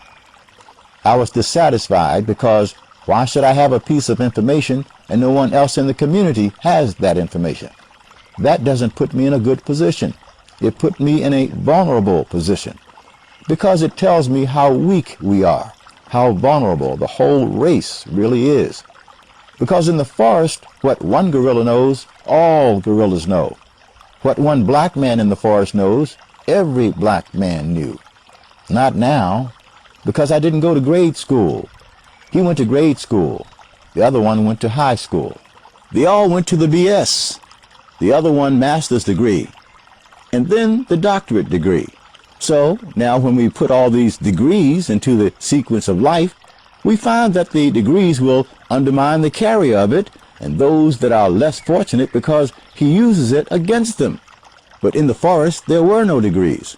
Everybody was on the same plane. But the man with the degree thought he spent his time acquiring the degree to get wisdom for what? No. The wisdom or the knowledge he acquired was to produce in an industry. It wasn't to enhance his life. That was the mistake that was made. The doctorate degree doesn't guarantee you health nor your happiness. It guarantees you making more money to buy more things to damage your body even more. But it doesn't guarantee happiness. But the one that doesn't have the degree, he's offended by the one that has the degree because he would like to have had that doctorate degree. Well, with me, it was a little bit different. I didn't need the degree. I didn't want the degree. Because if I had received the degree from someone, then it would have gone against the grain of my grandmother. Would you like to go back to those weather report days, John Coltrane days? Were we better off then? I never use the word better. That is never in my vocabulary. The quality of life, it was different? It was happy. I know it was very happy, but it's happy now because, see, I have left that age group. If you talk to the age group now that I was in the days of Train and Little Richard and all those people, I'm going to tell you that I was happy because I was in my 20s. So, when you talk to someone in their 20s now with Pop, they happy too because they don't want to know about politics and all that stuff. I didn't know about politics and all that stuff. We were happy. We were doing it. So therefore, were they better days? For who? For me? No, because right now I'm living my better days. When I was in New Orleans, I had asthma. I haven't had asthma in 42 years. So my better days are now, where I'm enjoying my life. I'm enjoying my life, but It is on the same level of quality as it was when I was in my 20s, because I at least had more energy to exert. But I remember having to breathe very heavy sometimes, many times, many times. But the people were happy and the girls were happy. It didn't take too much to take a girl out. You could go out with $2.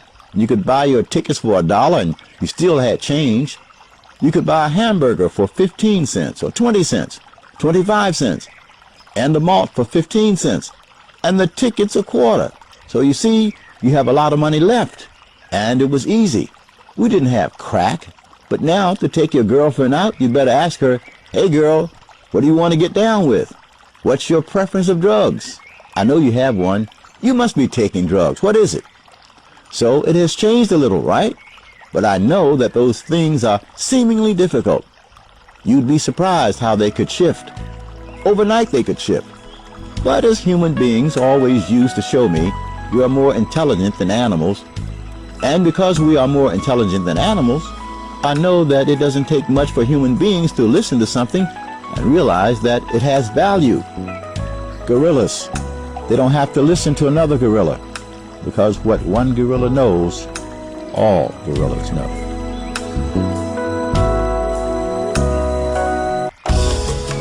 This has been 7 Days in Usha Village, a conversation with Dr. Sebi by Beverly Oliver. Narrated by Herman Washington and Beverly Oliver. Copyright 2007 by Beverly Oliver. Production copyright 2017 by Beverly Oliver.